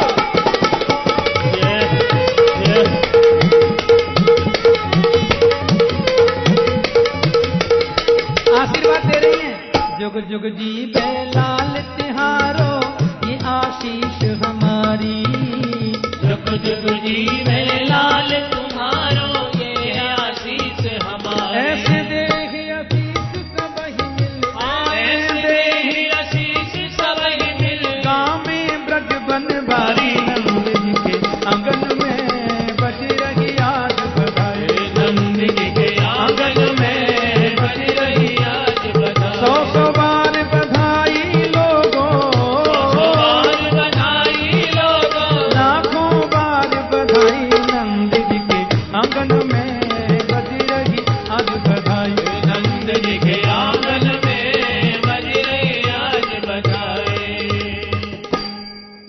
बिल्कुल शांति से बैठे।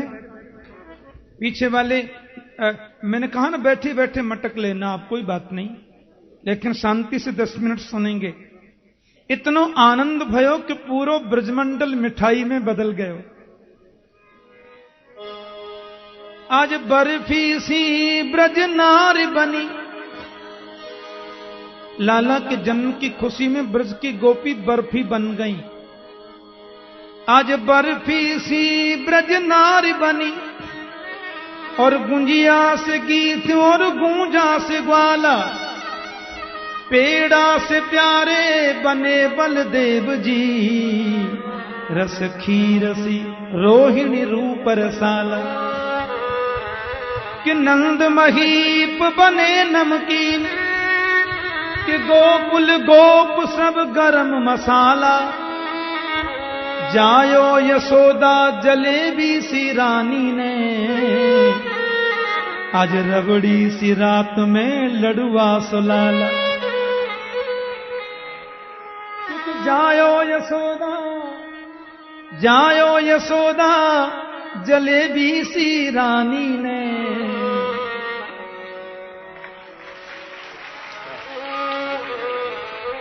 रबड़ी सी रात में लड़ुआ सुलाला।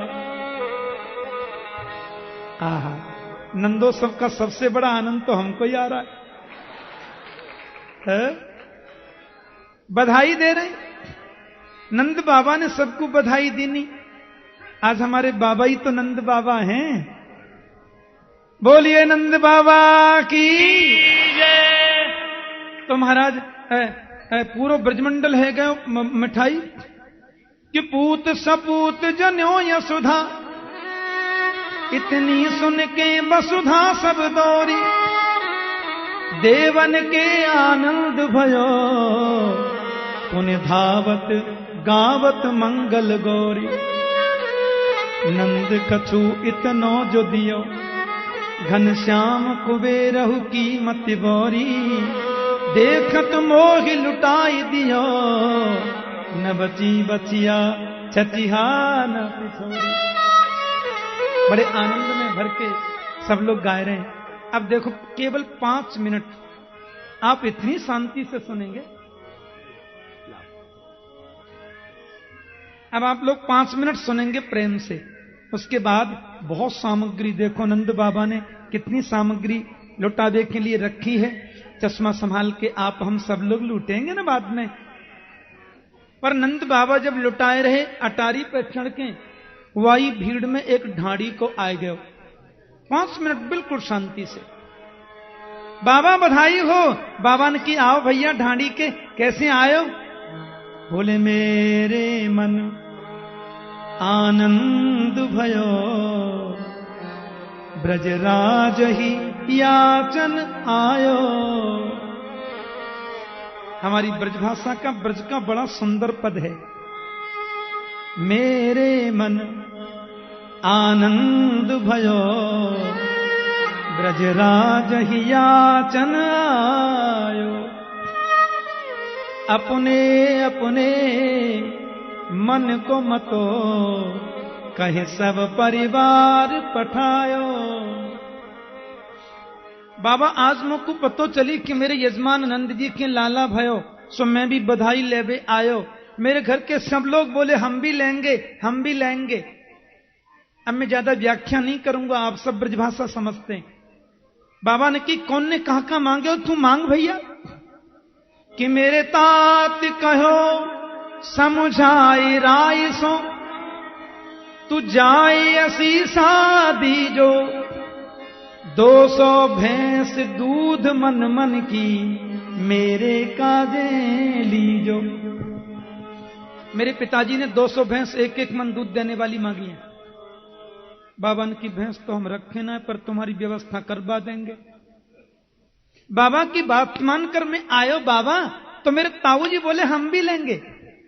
कि तापाछे आछे समझायो, तिनके जेठे भैया उनके काजे दीजो बाबा, सुभग 700 गैया। मेरे ताऊजी ने लाला के जन्म की खुशी में 700 गाय दान में मांगी। बाबा 700 गैया। बाबा ने पूछी, छोरे एक बात बता, तेरे ताऊजी की उम्र कितनी है? बोले एक कम है, 99 के है गए। बाबा बोले मरगटान पर लकड़ियां तो इनकी बाट देख रही होंगी, 700 गैयान को दूध पीने का जवान बनेगा। बोले जो ताऊजी ने कही उसमें मैंने 800 कह दी नहीं, ठीक है 700 गैया देंगे।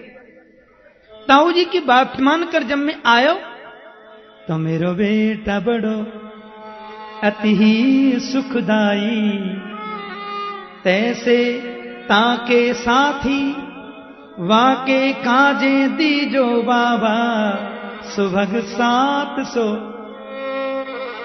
हाथी। मेरे बड़े बेटा ने हाथी मांगे, बाबा ने कि देंगे। वहां की बात मानकर आया तो छोटो बोलो हम लेंगे, कि छोटो सुत चंचल अति मेरो, लाड़ चाब को जोड़ा, वाके काजे दीजो बाबा, 10 है राशि घोड़ा। छोटे लाला ने घोड़ा मांगे। बाबा एक ही तो बेटी है मेरी। मैं आवे लगे तो द्वार पे खड़ी है गई कि बेटी एक लाडली मेरी, वो तो चलत आए भई ठाड़ी, सहत कहार पाल की ले हो, सौजो भरायो गाड़ी। वाने तो पालकी मांगी है कहारों के संग, और उस पर बैठ करके ही मैं लाला को देखने जाऊंगी।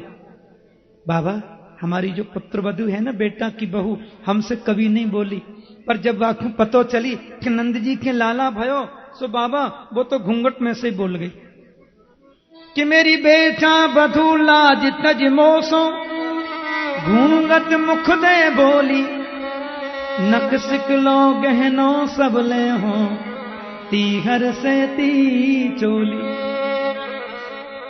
बाकी बात मानकर मैं आयो। बाबा मेरी मैया का जीवन बीत गया गरीबी में।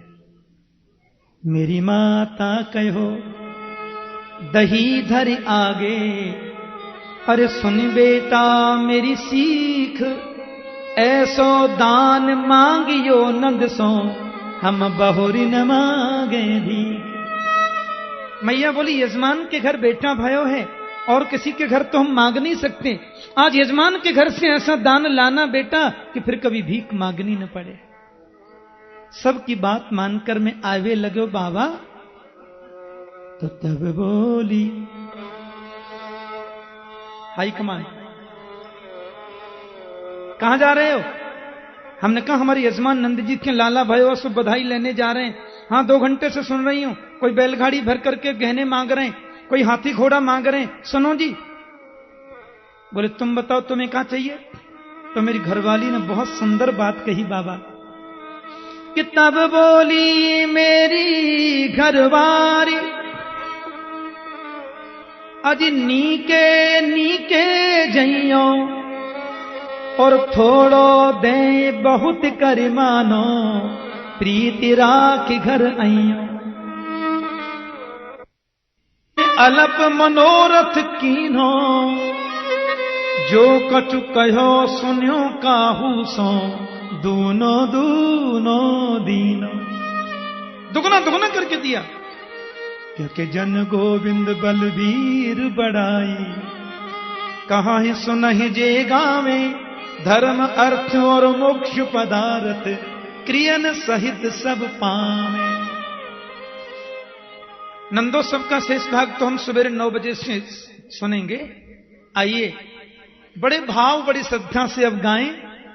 नंद घर आनंद भयो जय कन्हैया लाल की, नंद घर आनंद भयो जय कन्हैया लाल की, बोलो नंद घर आनंद भयो जय कन्हैया लाल की, नंद घर आनंद भयो जय कन्हैया लाल की, जय कन्हैया लाल की भाई जय कन्हैया लाल, जय कन्हैया लाल की, जय कन्हैया लाल की, और जय कन्हैया लाल की भाई जय कन्हैया, जय कन्हैया लाल की, जय कन्हैया लाल की, जय कन्हैया लाल की भाई जय कन्हैया लाल की।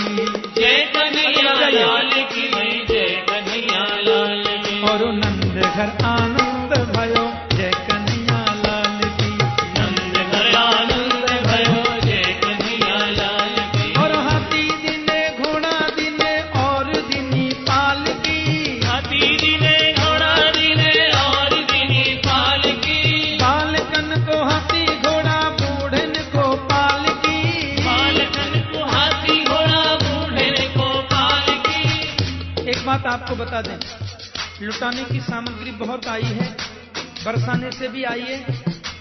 वो सामग्री लुटाएंगे जरूर, लेकिन आप जरा भी धक्का मुक्की करेंगे तो लुटाना बंद कर देंगे। सब लोग ध्यान रखें, किसी भी माता बहन को कोई तकलीफ नहीं हो, कोई कष्ट नहीं हो। आप अपनी ही जगह बैठे रहें और ऐसे हाथ करें जिसको मिल जाए उसका राम, नहीं मिले तो कोई बात नहीं, पर धक्का मुक्की नहीं करेंगे। नंद घर नंद घर आनंद भयो जय कन्हैया लाल, बोलो नंद घर आनंद भयो जय कन्हैया लाल की। नंद घर आनंद भयो जय कन्हैया लाल की। बोलो नंद घर आनंद भयो। नहीं, हम लुटाएंगे ही नहीं।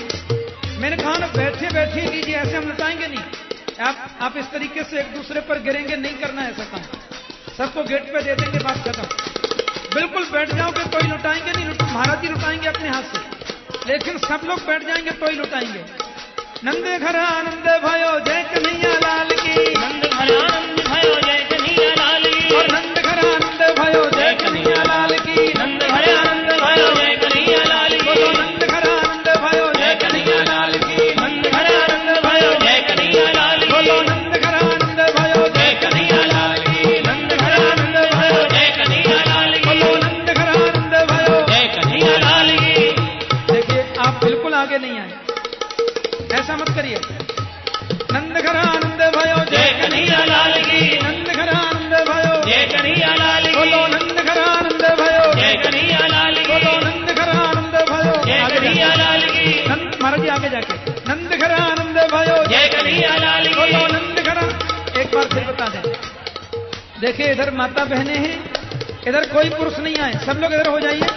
नंद घर आनंद भयो जय कन्हैया लाल की। नंद घर आनंद भयो जय कन्हैया लाल की। बोलो नंद घर आनंद भयो जय कन्हैया लाल की। बोलो नंद घर आनंद भयो जय कन्हैया लाल की। बोलो नंद घर आनंद भयो जय कन्हैया लाल की। बोलो नंद घर आनंद भयो जय कन्हैया लाल की। बोलो नंद घर आनंद भयो जय कन्हैया लाल की। बोलो नंद घर आनंद भयो जय कन्हैया लाल की। बोलो नंद घर आनंद भयो जय कन्हैया लाल की। बोलो नंद घर आनंद भयो जय कन्हैया लाल की। बोलो नंद घर आनंद भयो जय कन्हैया लाल की। बोलो नंद घर आनंद भयो जय कन्हैया लाल की। बोलो नंद घर आनंद भयो जय कन्हैया लाल की। बोलो नंद। एक दूसरे के ऊपर नहीं गिरे। देखिए, बस बंद कर दिया, बस। आप लोग ऐसे उछल कूद करेंगे, नहीं लुटाएंगे। सब लोगों को गेट पे मिल जाएगा। शांति से आरती करिए। बोलिए नंद के लाला की जय। कृष्ण कन्हैया लाल की जय। शैल कन्हैया ठाकुर की जय। नंद के लाला की जय। जय जय श्री राम। अब देखो, अभी महाराज जी जब विराजमान होंगे तब बाद में बधाई और दे देंगे।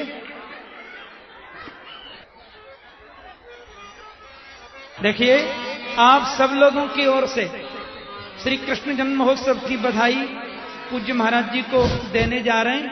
आप सब लोग, अभी हम महाराज जी को बधाई देंगे नंदोत्सव की। आप सब लोग तालियां बजा के महाराज जी का स्वागत करेंगे।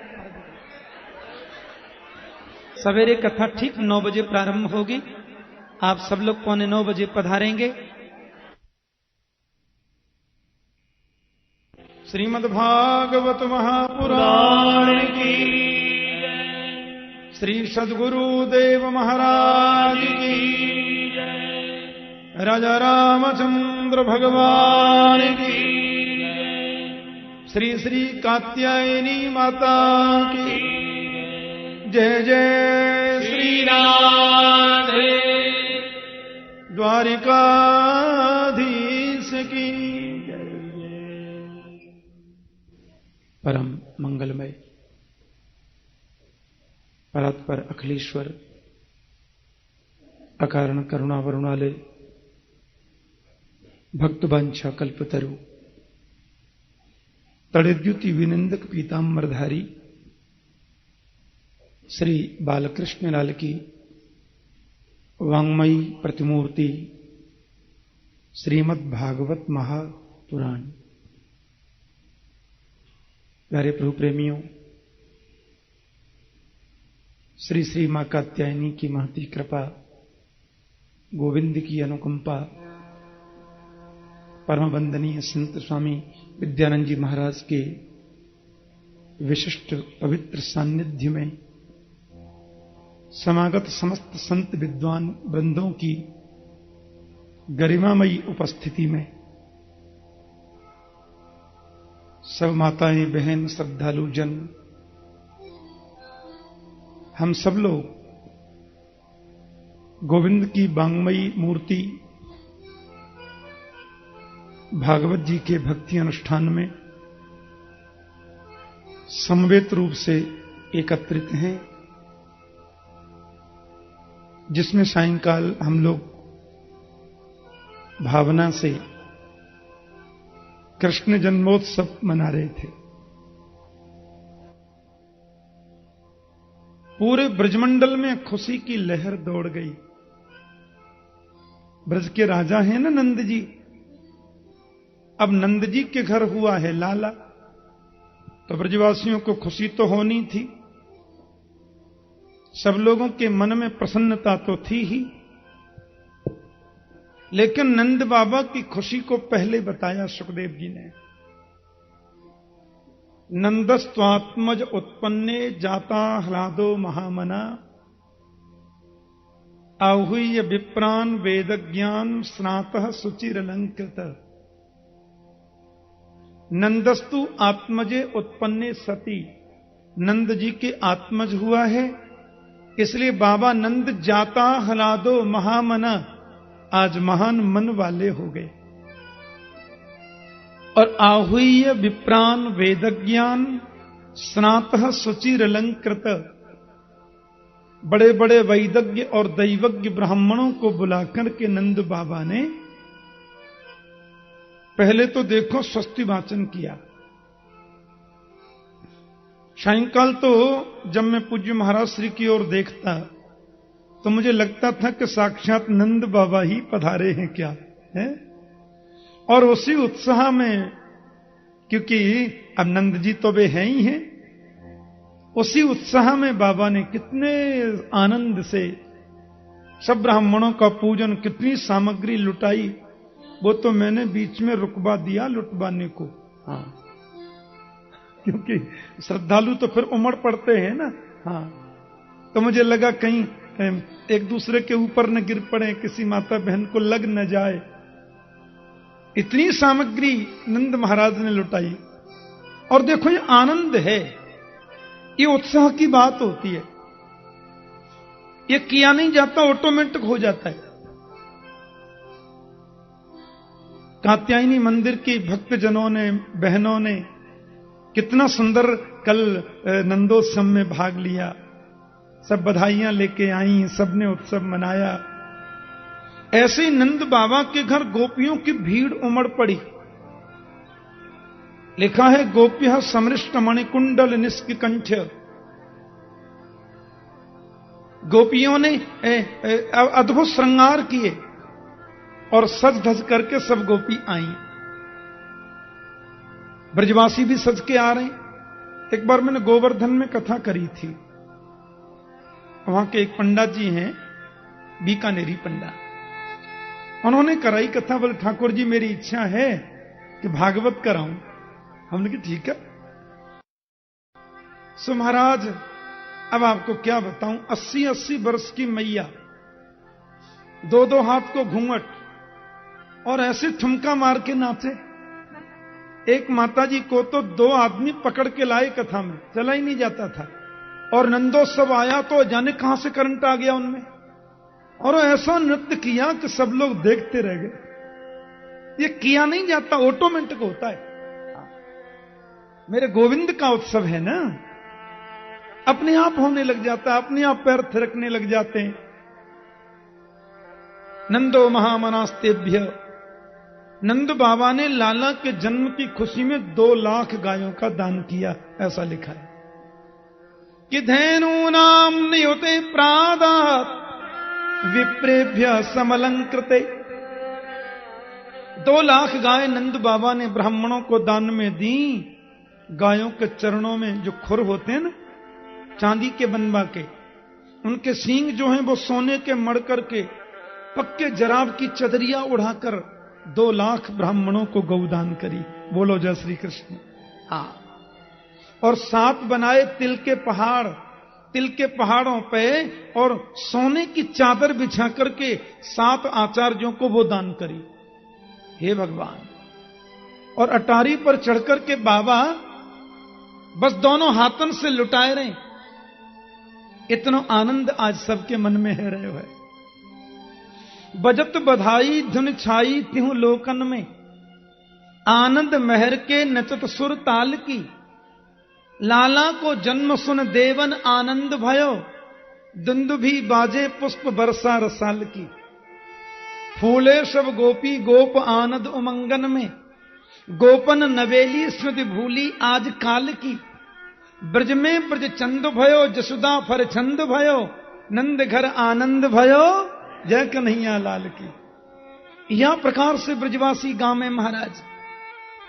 और एक बात मैंने एक दिन आपसे कही थी, मेरे ब्रज में छोटे छोटे गांवों में ऐसे ऐसे लोग रहते हैं जो संग की संग कविता बना दे। हाँ, ये ब्रज के ऊपर विशेष कृपा है। और एक बात बताऊं, गायबो और नाचबो ब्रजवासी ने सीखना ना पड़े। बोलो जय श्री कृष्ण। हाँ, ये तो उनके खून में है, उनके रक्त में है। गोविंद के उत्सव के लिए सीखना थोड़ी ना पड़ता है। अब देखो, मेरे पास एक पर्चा आया है।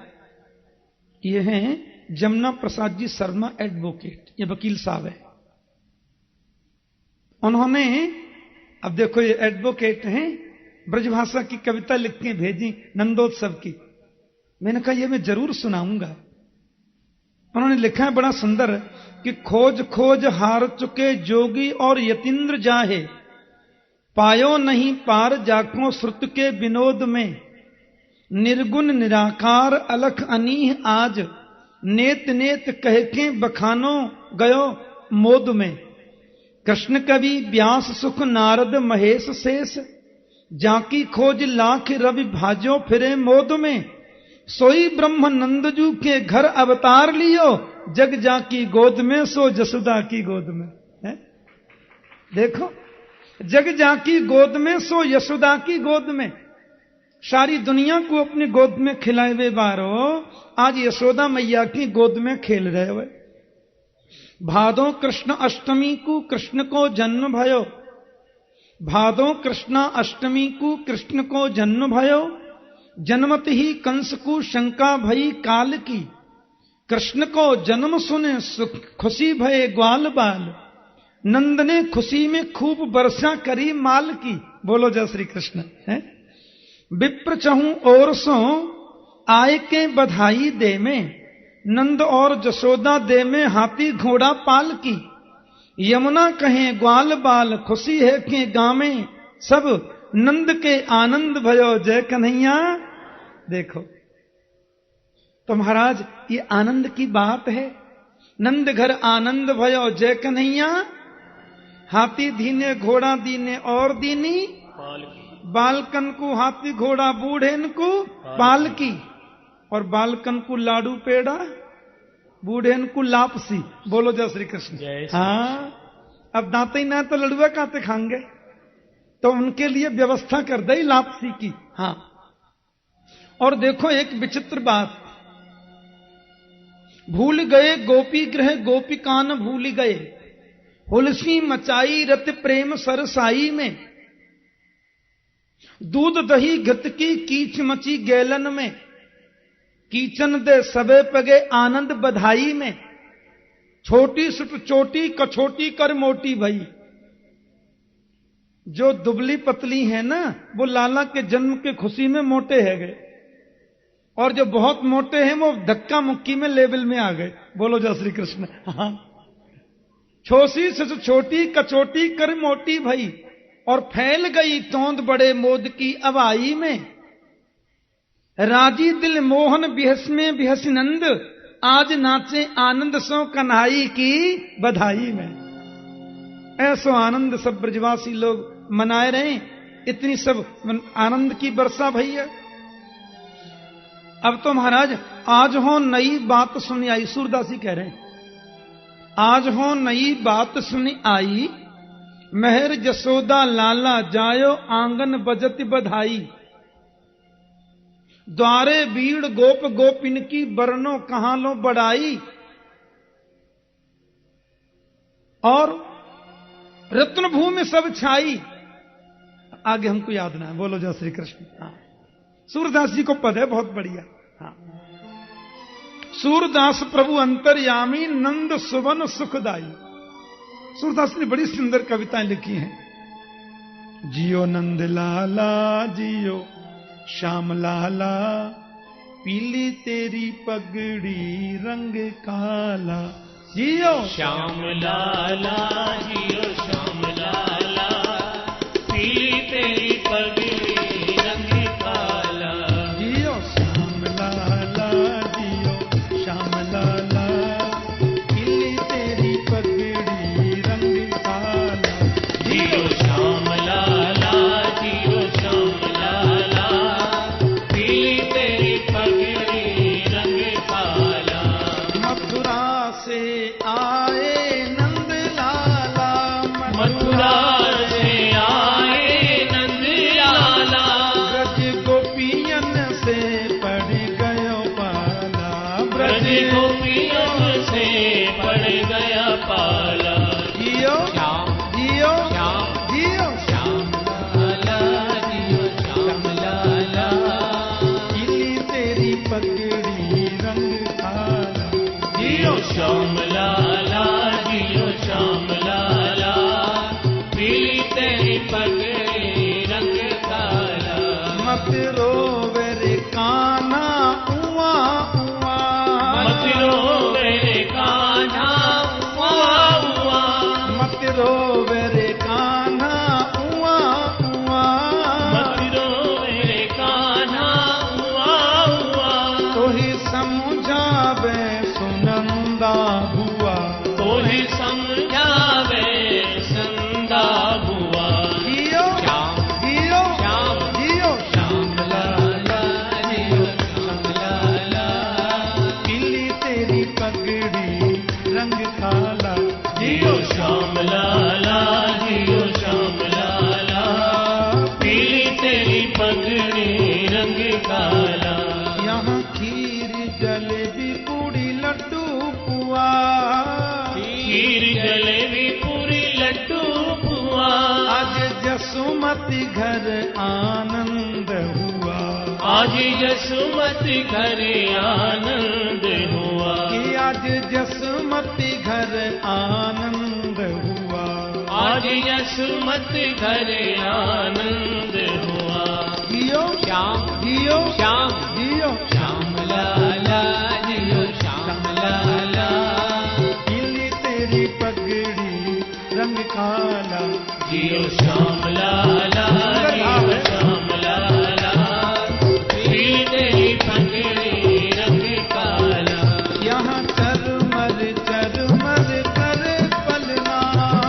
चरमर चरमर करे पलना, चरमर करे पलना।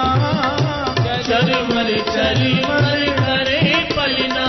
सब ब्रजवासी गाँव में जियो ललना। सब ब्रजवासी गाँव में जियो ललना। कि सब ब्रजवासी गाँव में जियो ललना। सब ब्रजवासी गाँव में जियो ललना। जियो श्याम जियो श्याम जियो श्याम लाला जियो श्याम लाला, पीली तेरी पगड़ी रंग काला।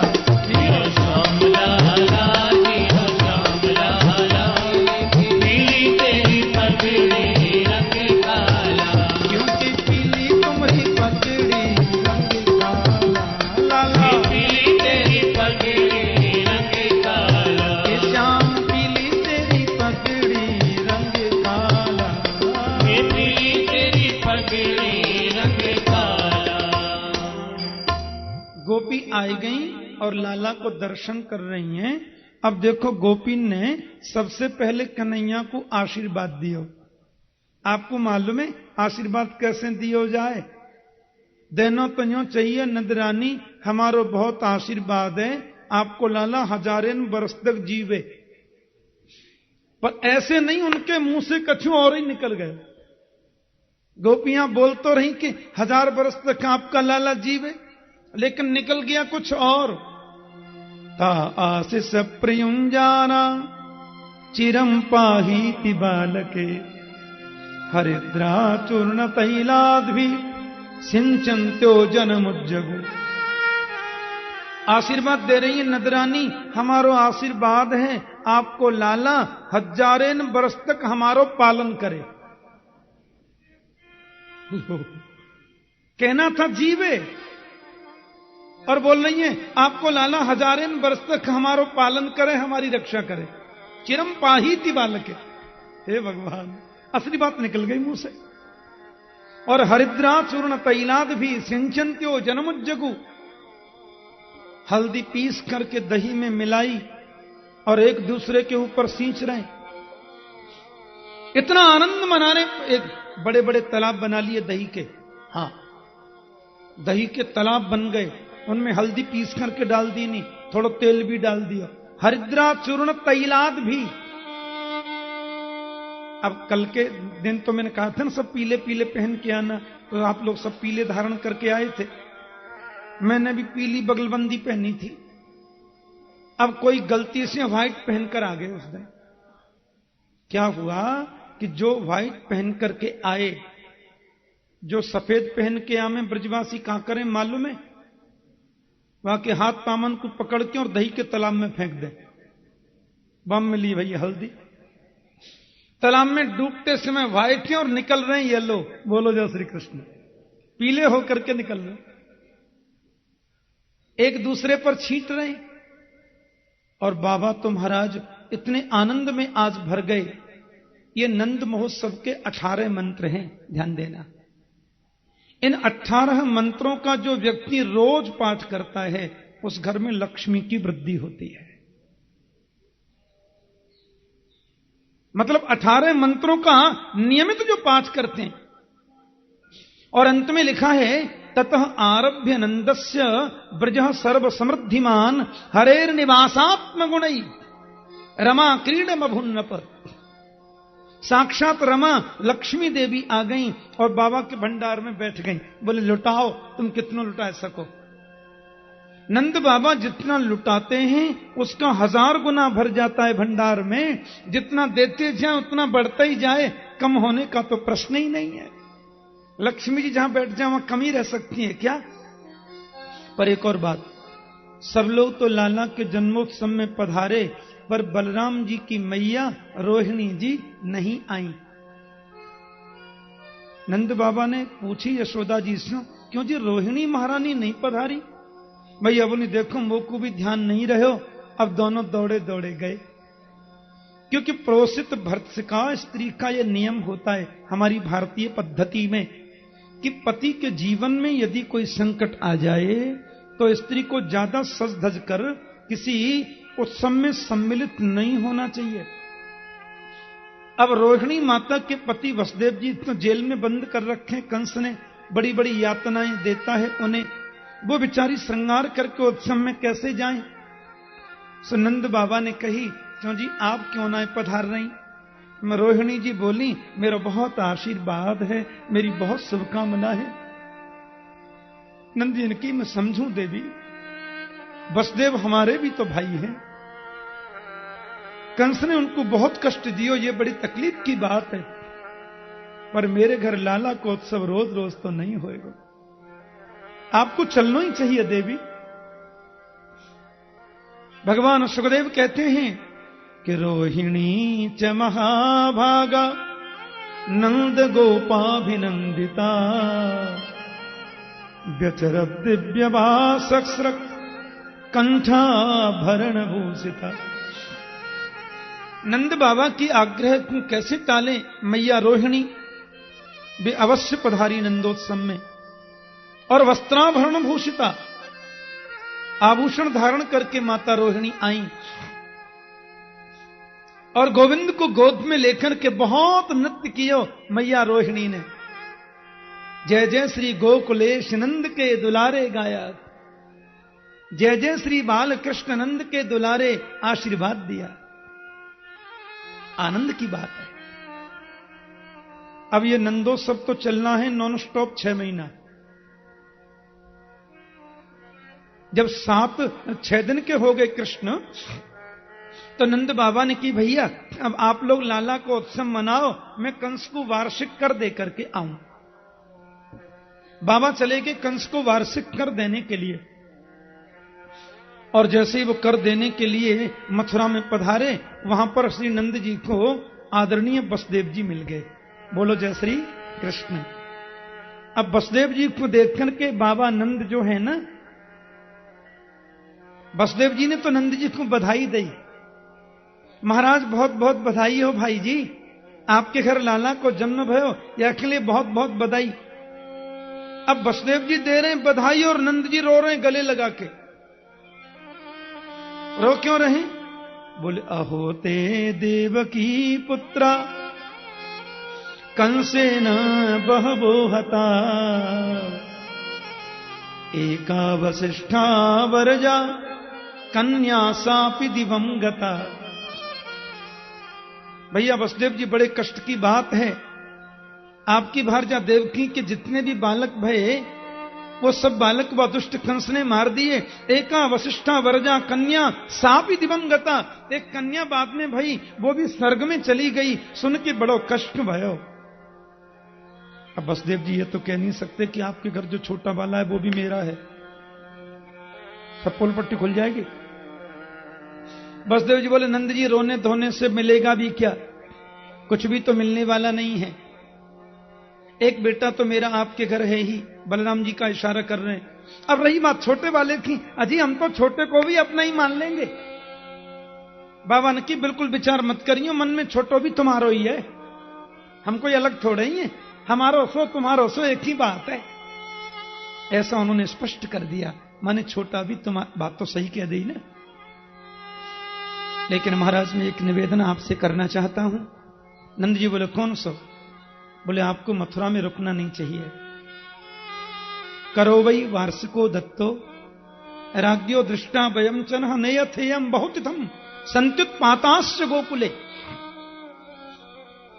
क्योंकि आपको एक बात कहूं, जब कंस ने उस योग माया को आकाश में पटका जमीन में और वो आकाश में चली गई, अष्टभुजी देवी बन गई, और उसने कह दिया तेरे को मारने वाला जो तेरा काल है उसने ब्रज में कहीं जन्म ले लिया, ऐसा बोला था कल योग माया ने। कंस ने अपनी रात में ही आपातकालीन मीटिंग बुलाई और अपने सैनिकों से बोले भाई कोई उपाय करो, मेरे शत्रु ने जन्म ले लिया, मेरा काल है कृष्ण, और कृष्ण बड़ा होकर के मुझे मारे, पहले ही कृष्ण को खत्म कर देना।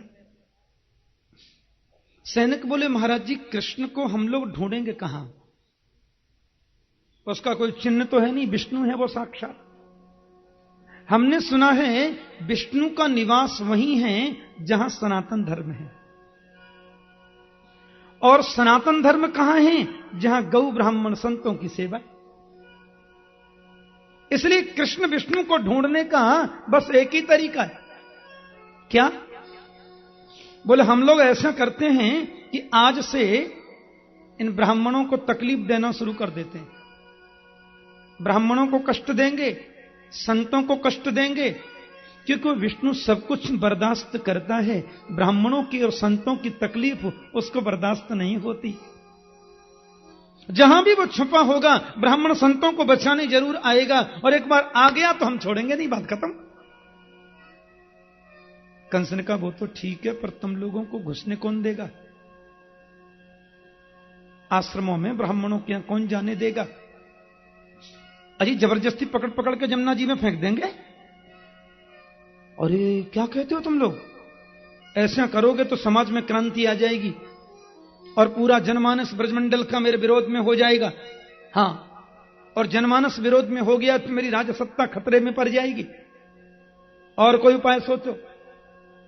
सैनिक बोले तो फिर दूसरा उपाय ये कि आकाशवाणी ये कह रही थी कि 84 कोस के ब्रजमंडल में आपके शत्रु ने जन्म लिया है। बोले हां, बस हम लोग वेश बदल बदल कर पूरे ब्रजमंडल में जाते हैं, 1 महीने के अंदर जितने बच्चों ने जन्म लिया उनको मार देंगे, 1 महीने में जो बालक जन्म लेने वाले हैं उनको मार देंगे, आपका शत्रु कृष्ण भी उसी में मर जाएगा।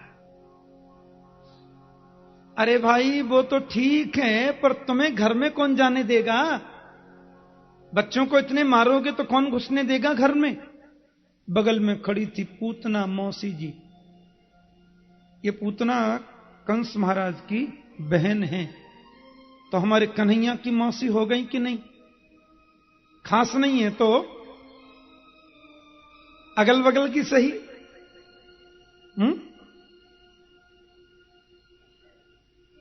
पूतना बोली मैं जाऊंगी मारने, अपने दोनों स्तनों में जहर लगा के जाऊंगी, कृष्ण को गोदी में लेकर के उसको अपना स्तन पिला दूंगी। एक बूंद जहर उसके मुंह में चला जाएगा, तुरंत मर जाएगा, आकाश में उड़ जाऊंगी, मुझे कोई पकड़ नहीं सकता।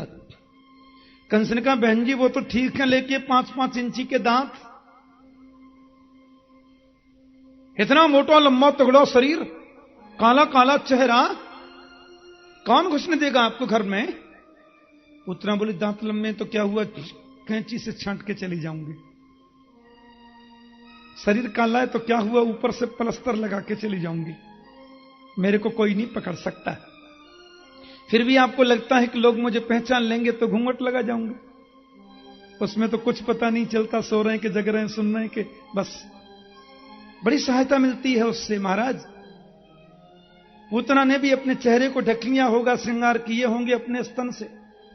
अब देखो ये बात वसुदेव जी को मालूम है, इसलिए वसुदेव जी ने नंद जी से कहा संत्युत्पातास्य गोकुले, आप गोकुल जाइए, कहीं कोई उत्पात खड़े ना हो जाए। और महात्मा वसुदेव जी के कहने से नंद जी बोले ठीक है चले जाएंगे। ने लाला कितना ही हमने खिलौना एक सुनार के यहां पे डारे बनबे काजे, अब उन खिलौना को लेके जाएंगे। नंद बाबा तो मथुरा में रुक गए और पूतना गोकुल में पहुंच गई। पूतना बोली जरूर यहीं पर कृष्ण होगा।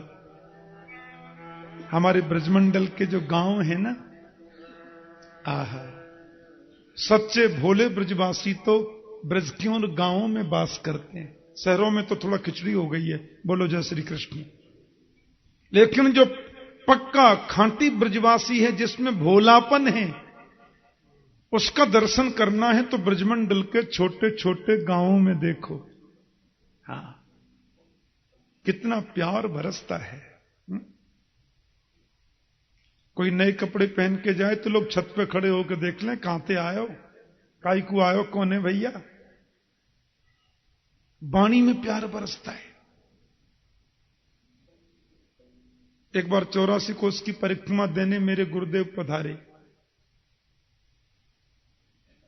संतों की परिक्रमा चल रही थी।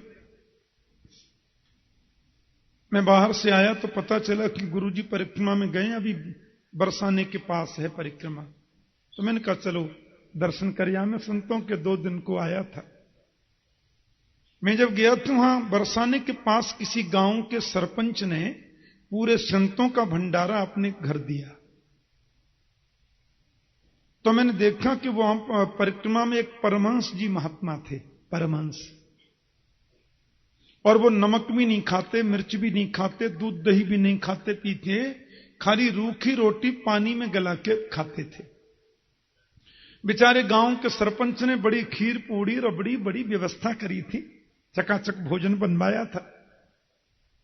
सब संतों की मनौती कर करके खिला रहा था, बाबा आप ये खाओ, बाबा आप ये पाओ। लेकिन वो परमहंस जी से बोले बाबा आप, तो परमहंस जी हर बात में बोलते हैं अपने राम को नहीं चलेगा। जैसे कहते हैं ना हम भोजन नहीं कर सकते, तो संतों की भाषा। सरपंच बोले बाबा खीर पूड़ी खा लो, बोले अपने राम को नहीं चलेगा। अरे महाराज तो दाल भात खा ले, अपने राम को नहीं चलेगा। अरे बाबा तो बेजर की रोटी बनवा दूं, बिन्ने खा ले, बोले अपने राम को नहीं चलेगा। अरे महाराज तो अधोटा दूध पी ले, बोले अपने राम को नहीं चलेगा। तो महाराज फिर दही की लस्सी बनवा दूं, बाय पी ले, नहीं अपने राम को नहीं चलेगा। तो महाराज जी तुम चाहो तो बेजर चना की, बेजर की, मक्का की, बाजरे की रोटी बनवा दूं, बोले नहीं अपने राम को नहीं चलेगा। अरे महाराज तो दाल बाटी चूरमा बनवा दूं, बिन्ने खा ले, बोले नहीं अपने राम को नहीं चलेगा। अरे महाराज तो फिर कढ़ी भात खा ले, बोले अपने राम को नहीं चलेगा। तो बोले फिर जहर ही खा ले। घंटा भरते मगज मार रहे हैं, बोला ही ना है अपने राम को भिकाई को आयो हमारे यहां। दाल भात भी ना खावे, कड़ी भात भी ना खावे, खीर पूड़ी भी ना खावे, तो फिर जहरी खा ले। बड़ो बन्यो बाबा जी, बोलो जय श्री कृष्ण। महाराज बोले नहीं नहीं ब्रजवासी जी आप समझो, मैं ये कह रहा था कि मैं नमक मिर्ची मीठा कुछ नहीं खाता, मैं तो खाली रूखी रोटी पानी में गला के खाता हूं, वही मेरा भोजन है। अरे बाबा तो हम 2 घंटा से रामायण पढ़ रहे हैं, पहले क्यों ना बताई कि मैं अलोनी रोटी खाऊंगा। बोलंत हेला वचनंत गारी है? दिल में कितना प्यार है, लेकिन भाषा में ऐसा लगता है लड़ने का। इसी प्यार ने तो गोविंद को इनका बना दिया। बड़ा भाव है ब्रजमंडल में। छत पे खड़े होकर देखेंगे भैया नए कपड़न मारो कौन आयो। हाँ अब तो महाराज माता यशोदा के पास पहुंच गई पूछना। एक सखा बोले कौन है भैया जो तो भीतर ही घुसी चली जावे। दूसरा बोले तू ना जाने यशोदा मैया की बचपन की सहेली होगी, रास्ता छोड़ दो। किसी ने रोका ही नहीं, सीधी चली गई भीतर। मैया बोली आओ बहना, कहां से आई। आपने देखा होगा हमारे ब्रज में वो जो युवती स्त्रियां होती हैं ना, वो बूढ़ी माताओं के जो प्रणाम करती हैं ना, ऐसे प्रणाम थोड़ी करती हैं, वो घोंटू से नीचे तक 10-5 बार ऐसे ऐसे दबाती हैं पैरों को। हाँ मैंने देखा है। और जिनके पैर दबाती हैं वो फिर आशीर्वाद देती हैं। अब आशीर्वाद क्या देती हैं, या तो वो देने वाली मैया जाने या फिर ऊपर वाला कन्हैया जाने। उनके ओठ चलते तो मैंने देखे, वो बोलती क्या भगवान जाने, आशीर्वाद देती। हाँ दूधन नहाओ पूतन फलो और जाने क्या क्या बहुत कुछ देती है आशीर्वाद। बोलो जय श्री कृष्ण। अब पूतना ने प्रणाम किया तो मैया बोली कहां से आई बहना बोलो। अजी आई कहां से, बात ये कि मेरे पतिदेव तो आशीर्वाद दे गए, मैंने सोची मैं काई को पीछे रहूं, सो मैं भी आई गई। मैया बोली देखो आपने मेरे पाम काई को छीन लिए, मुझे तो ऐसा लगे आप कोई ब्राह्मण परिवार से हैं और ये अच्छी बात ना है, आपको तो आशीर्वाद चाहिए। देखो मेरो लाला थोड़े ही है, आप सबके आशीर्वाद सो भयो है। बुढ़ापे में कहूं लाला होए, आपने कृपा करी सो लाला भयो। बहन वो पलना में लाला सोए रहे है, मेरे घर अतिथि बहुत आए हैं ना, मैं थोड़ा अतिथि सत्कार करवे जाऊं, आप लाला को आशीर्वाद दे दो। पूतना बोली आप तो प्रेम से अतिथि सत्कार करो, आशीर्वाद तो मैं दे ही दूंगी, और काय को आई हूं यहां पे। मैया ने विश्वास कर लिया और पूतना के ऊपर लाला को छोड़कर बाहर चली गई। भाई अतिथि, अब घर में अतिथि आते हैं तो उनका ध्यान रखना पड़ता है ना, समय पर सबको भोजन मिले, नाश्ता मिले, कोई तकलीफ न हो। पूतना ने सत्कार स्वीकारा और अंदर चली गई, मैया चली गई बाहर। और जैसे ही पूतना पलना के पास में आई महाराज, बा ने अपने चेहरे से साड़ी का पल्ला हटाया और जैसे ही कन्हैया को देखने लगी, 7 दिन के कृष्ण ने पूतना मौसी का चेहरा जैसे देखा सो अपनी आंखें बंद कर